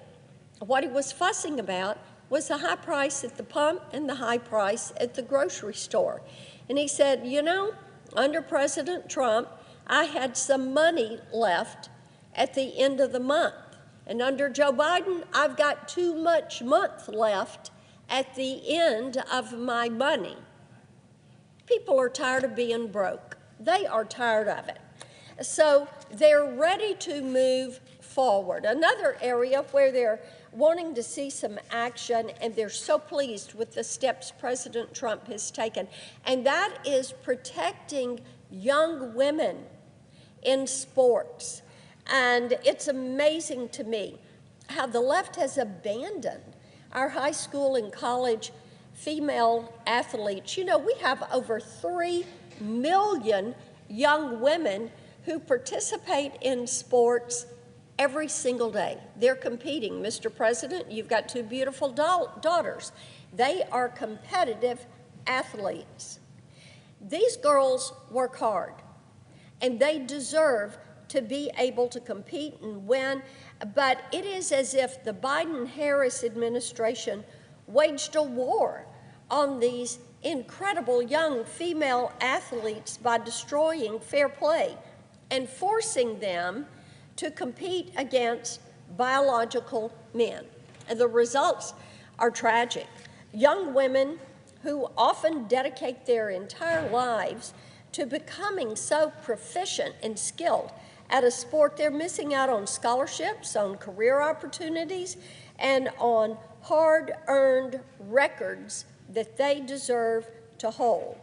This harm, abuse, and unfairness is coming to an end.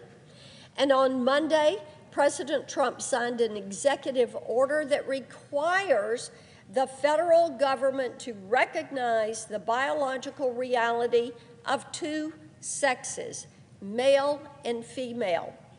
And last week, I reintroduced legislation that helps to stand up for women and girls in sports. Now, there are 2 resolutions. One is calling on the NCAA to protect women in sports. They need to rescind their rule that allows biological men to compete against women in NCAA sports. And then the other is to take October 10th of each and every year and designate this as American Girls in Sports Day and celebrate the accomplishments of our female athletes. I also have the Fair Play for Girls Act. It will require the U.S. Attorney General to submit an analysis of violence against women in athletics, to submit that to Congress, as well as for policy recommendations to support these young women. Well, as you can see, the to-do list is long, and I've barely scratched the surface. The American people are looking forward to Republicans delivering on the mandate that they have issued, and they certainly are looking forward to what will be the golden age of America. Mr. President, I yield the floor.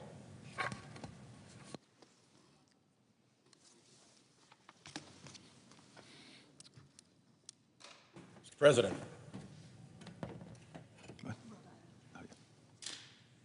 The senator from Rhode Island is recognized. Mr. President, I rise now for the 296th time to direct our attention to what is coming at us through fossil fuel emissions causing our natural systems to be significantly disturbed. We are not yet all the way through the first week of the second Trump administration, and already Trump has made his priorities clear.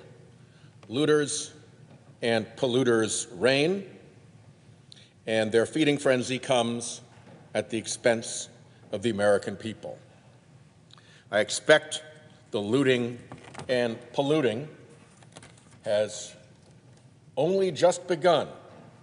So we've made a new chart that will surely see the Senate floor again.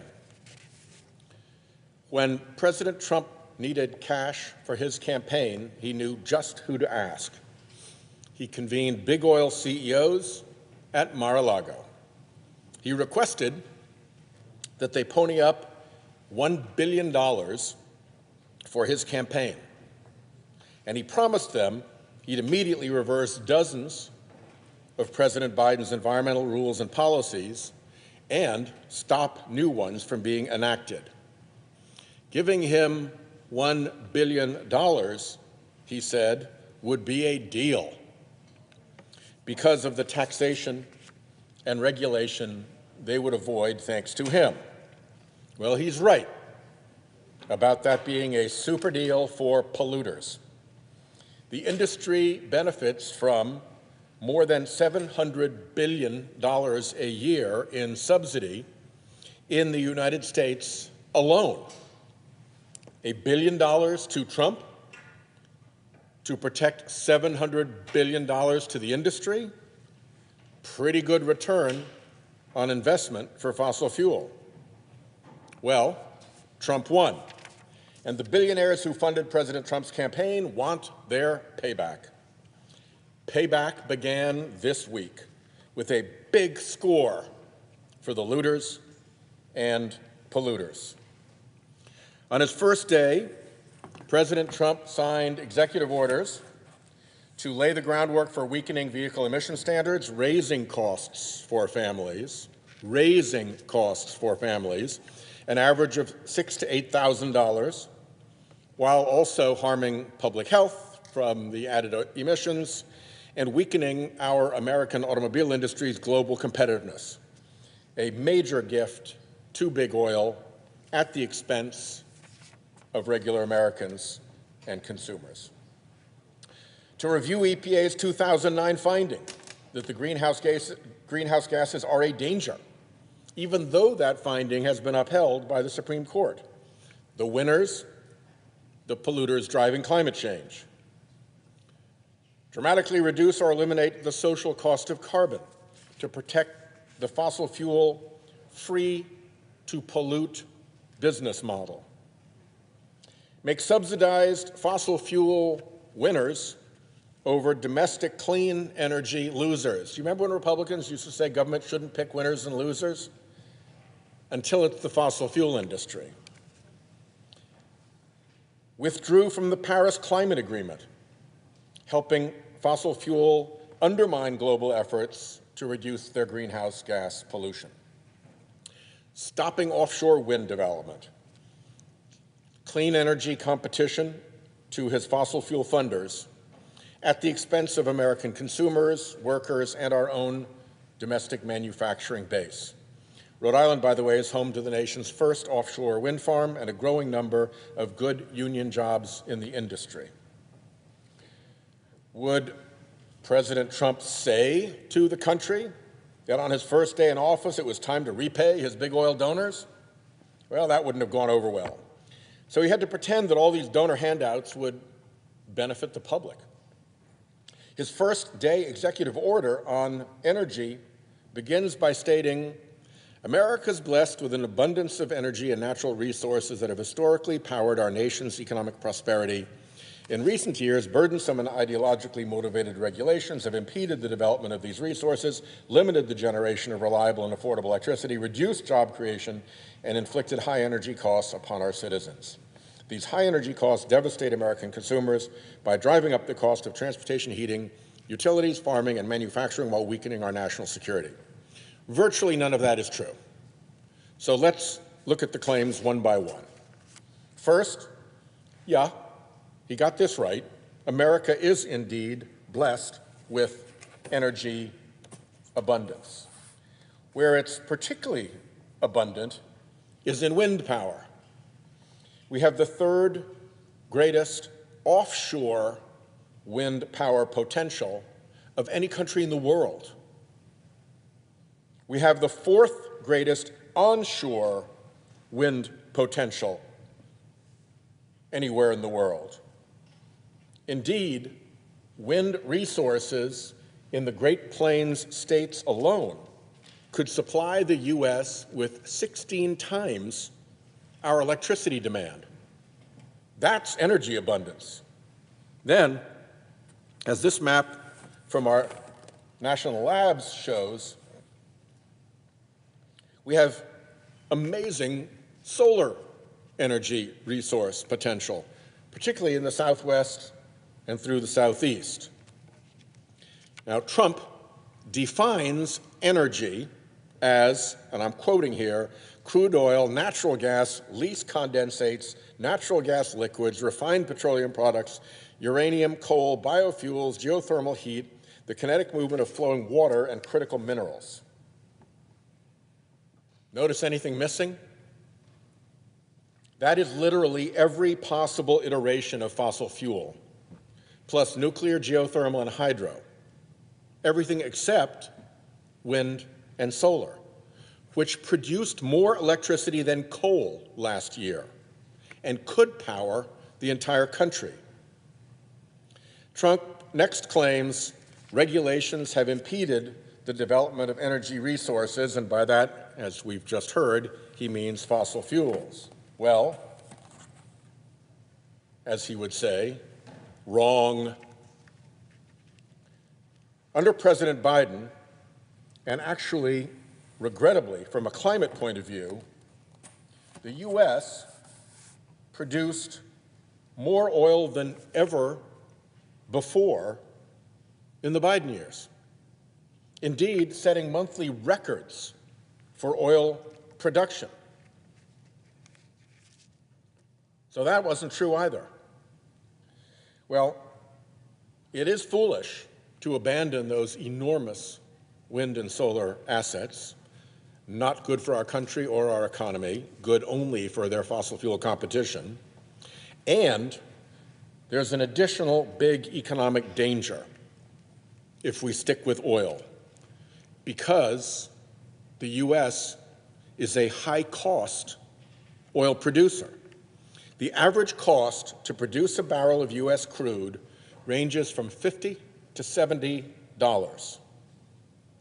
In Saudi Arabia, the marginal cost of production is around $10 a barrel. $50 to $70 for us, $10 for the Saudis. That means our industry will always be vulnerable to cheaper foreign producers. And by the way, it has happened before. In 2015, the Saudis decided they didn't like America producing so much. So they turned on their spigots, causing a big hit to American oil and gas companies.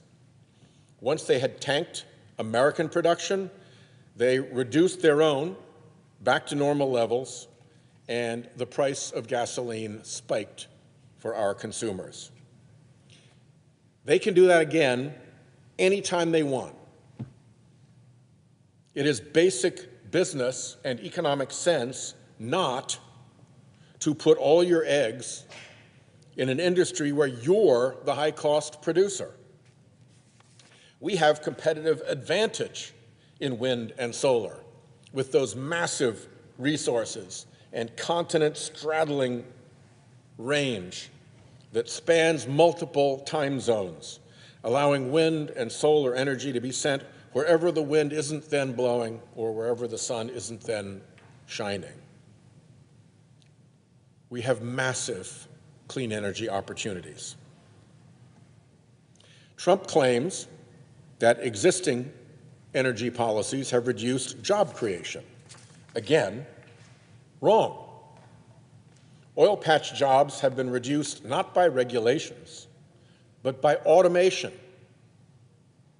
Where the country has seen a job boom is in the low-carbon energy sectors, with more than 400,000 jobs created since the passage of the Inflation Reduction Act.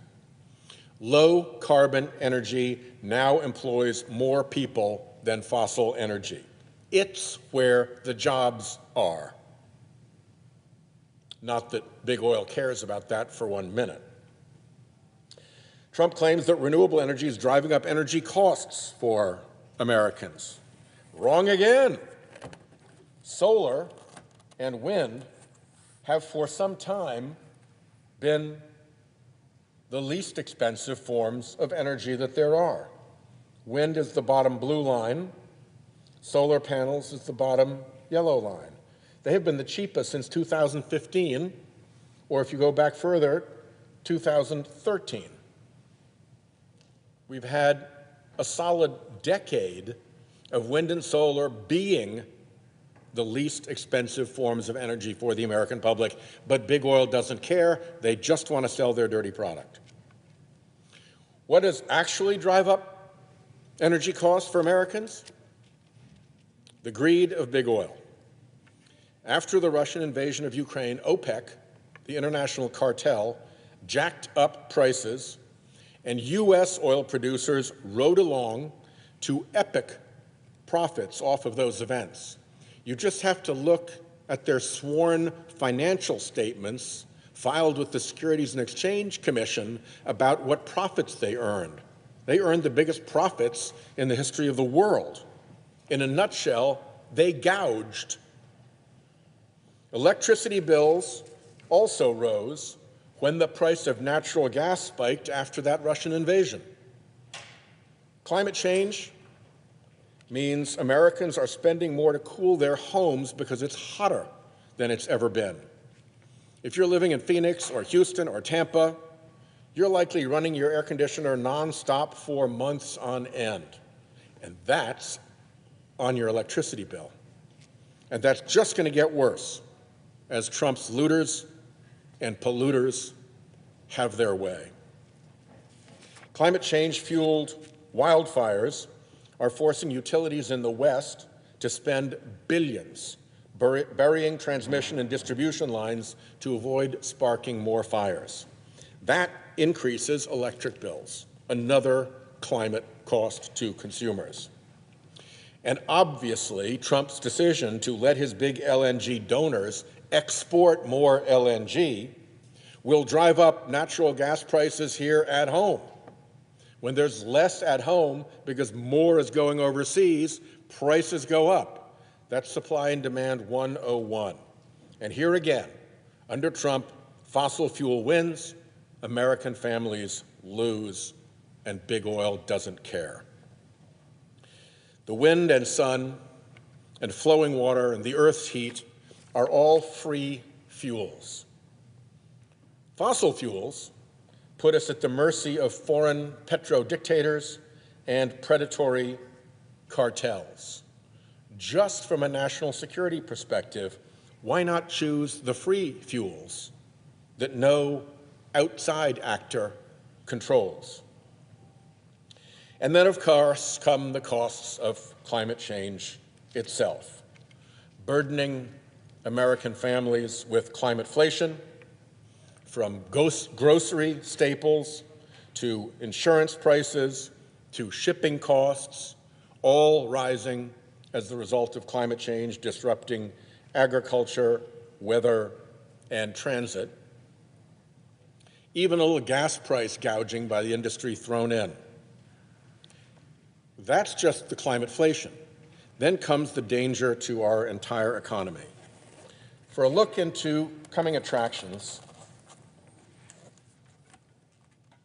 check out what's happening out in Los Angeles, where raging Santa Ana winds turbocharged wildfires tearing through American families' homes, much because of climate change. Climate change is perhaps the biggest systemic financial risk to our economy and thus to families' personal finances. And where is this coming true first? In the insurance markets. Insurance markets are the leading edge of our time of consequences. The LA fires, with insured losses in the tens of billions of dollars and total economic losses likely in the hundreds of billions, on top of last fall's hurricanes, which resulted in hundreds of billions in economic losses in Florida, Georgia, South Carolina, North Carolina, and Virginia, are a dangerous blow to tottering insurance markets. In recent years, millions of Americans had insurance policies canceled due to rising climate risk. Millions more saw skyrocketing premiums, particularly in Florida, that forced families, in some cases, to drop coverage, leaving their family's most important financial asset, their home, exposed. Insurers are pulling out of some markets altogether. Insurers are going bankrupt. Insurers are flooding mailboxes with price hikes and notices of cancellation and non-renewals, and that all hits property values. So the concern here is cascading failures. Cascading failures from the insurance market to the mortgage market to a property values collapse. And that ends in economy-wide catastrophe. Along the way, home ownership will move further out of reach for the middle class as homes are burdened with more